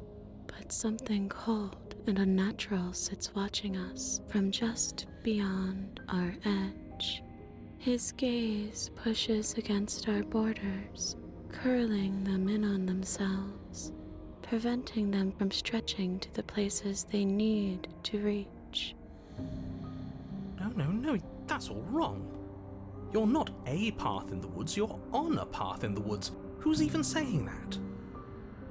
That's not the princess, is it? Oh no. How many times have you been here? I think this is our third? That's bad. That's very, very bad. It wasn't even supposed to reach 2. If you're at 3, well, no wonder things aren't the way they're supposed to be. Let's get our facts straight. What happened last time? What could you have possibly done for things to be like this? The thing that sits beyond our edge speaks his logic into us. He tries to grasp at things that cannot be grasped. He tries to stare with wide pupils at that which can only be held from the corner of the eye or with a passing glance. Shut up. The rest of you, talk. What happened? What did you do? Can she hear us if we talk? I can hear everything, little one, but you don't have to be afraid of me. There's no place where you end and I begin. Nothing can hurt you here. Not anymore. Oh, I like that. I don't feel so small anymore when you put it like that. That's because you aren't small, even if you act that way. We're both so much more together than we were apart, and we can be so much more still, vast, unfathomable. You're not mad at us for stabbing you in the heart, are you? No. Are you mad at me for swallowing you whole? Nah, not really. It all seems so petty right now. She ate you, and now you're convinced that you're stuck together. What a mess. He doesn't understand. We aren't convinced of anything, and we aren't stuck together. We're one. This is how we're supposed to be. Can't you feel it?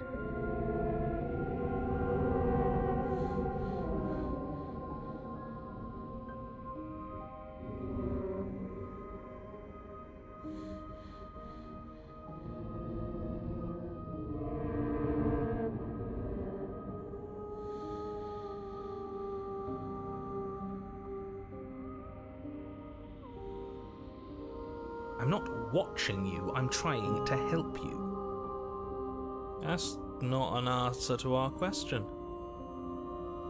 I don't know what he is. I only know that he is something other, and that he wishes for you and I to tear ourselves apart. I do want that, but only because it's in your best interests. It's in everyone's best interests. You won't be able to slay her unless you remove yourself from her. He wants us to kill each other.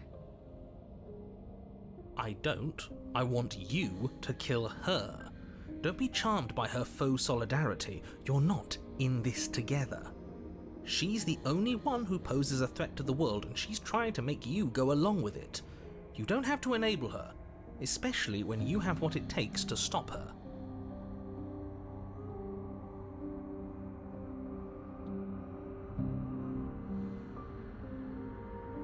You can start by remembering that you exist, and not as some part of a Gestalt entity formed with the princess.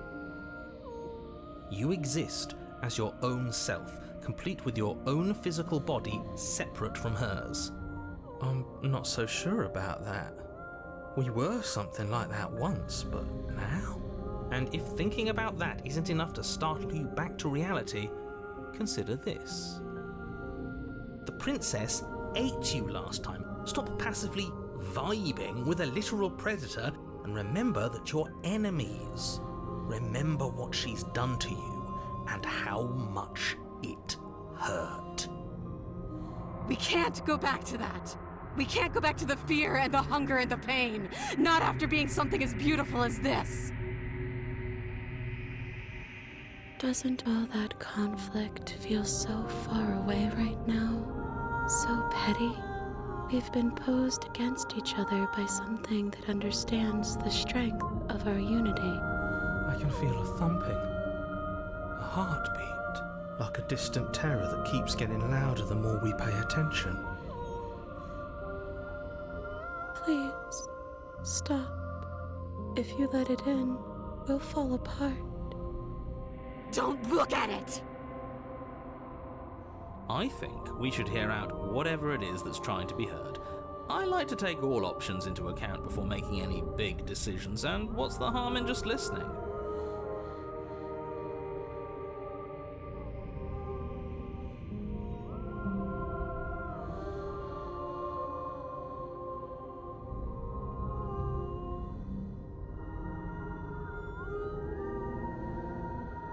Please, don't make us remember how I was. And just like that, you start to fall apart. I can remember it now. I didn't like being eaten. I'd forgotten how much it burned. And the air was so hard to breathe. She didn't care. She didn't care at all. All of that digging with the knife, and we didn't even get to win. That was hard work. I wanted to win, and what's the point of being part of a larger whole if we're not the one in charge of that whole? As you remember the terror and pain you felt at the hands of the princess, you start to remember something else, too. You remember that you are a distinct being with a finite form and a mortal body. And you can feel it. There is a shifting of the space around you, the infinitesimal movement of your molecules rearranging back into the shape of what you're meant to be. No! I devoured you! I won! I put things back the way they were supposed to be! Some divisions, when sown, can never truly be mended. A cavernous gash rips across whatever it was you thought you were.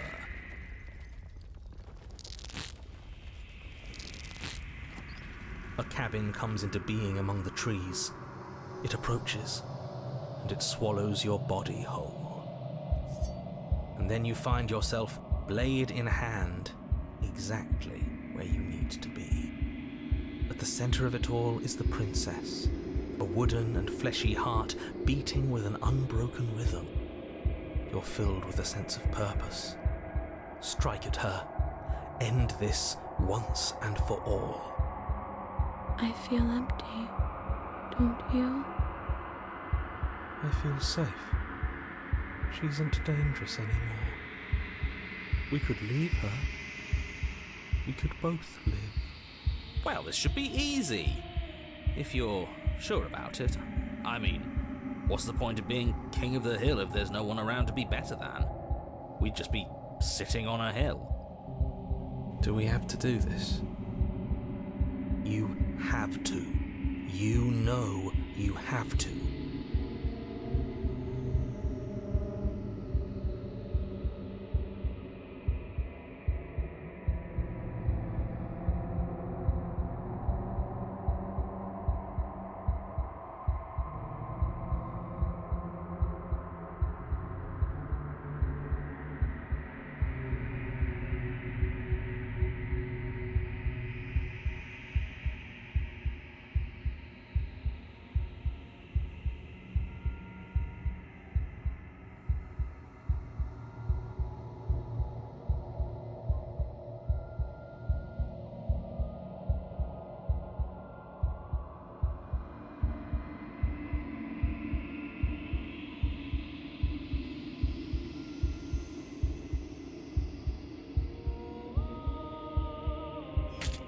You raise the blade, taking aim at her heart. And then you strike. I'm sorry.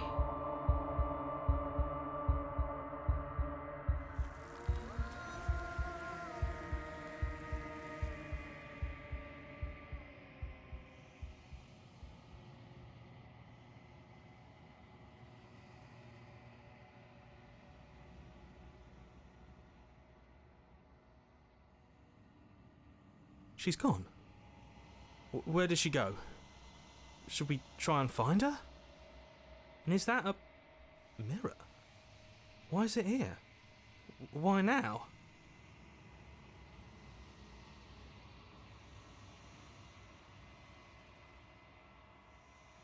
There's something dreadful about it. I don't think you should. That thing reeks of death. If they think it's bad, I'm with them. Does this mean we won?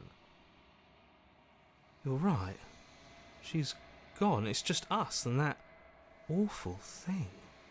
Let's just stay still. He is. Does that mean the world ended? It hasn't ended.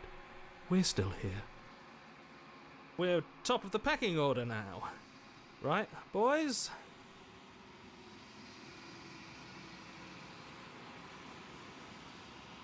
I'm begging you, don't do this.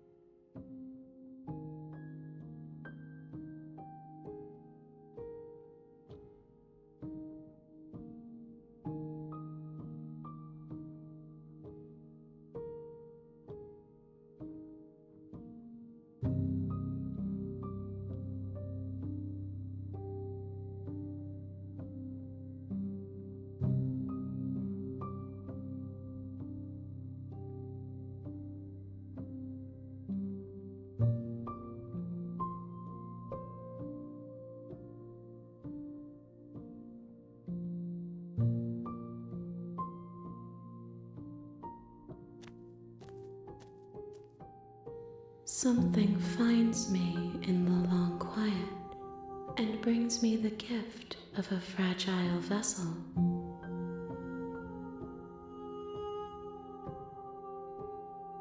I am solitary lights in an empty city. What are you?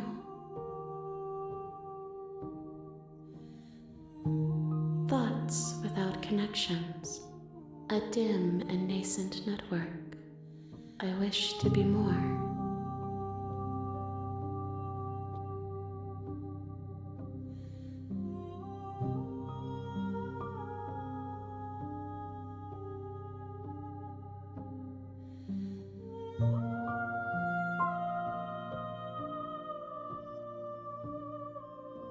I think that you are like me.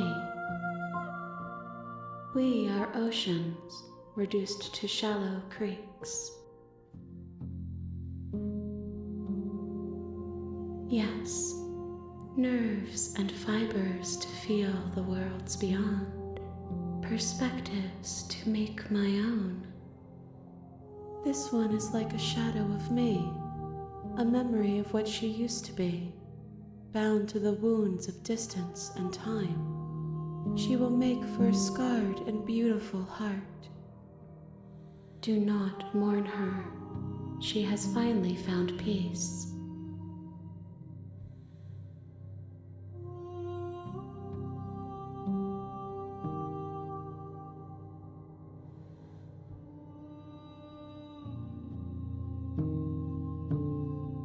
can the world have ended if we are talking? I'm sorry. There are some changes that can never be undone. There are some tears that can never be unshed.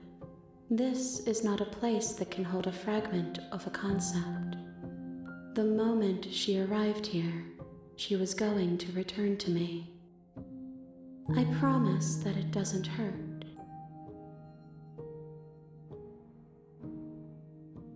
You are the only thing I have ever known. The space we're in is vacant. Nothing comes here but us. I have only just now stirred to consciousness. I could not have trapped you here, and I too yearn to be free.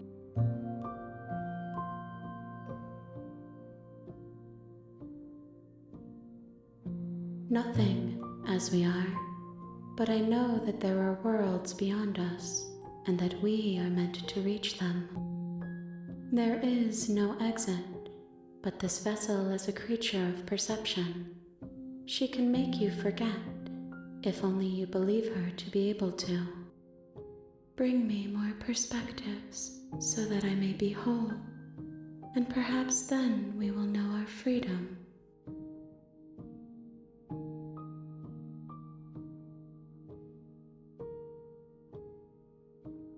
I have not lived. I am not afraid to die.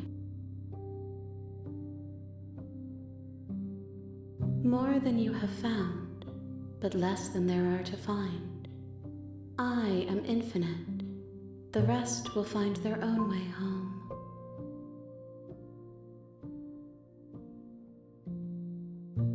Everything, until we meet again.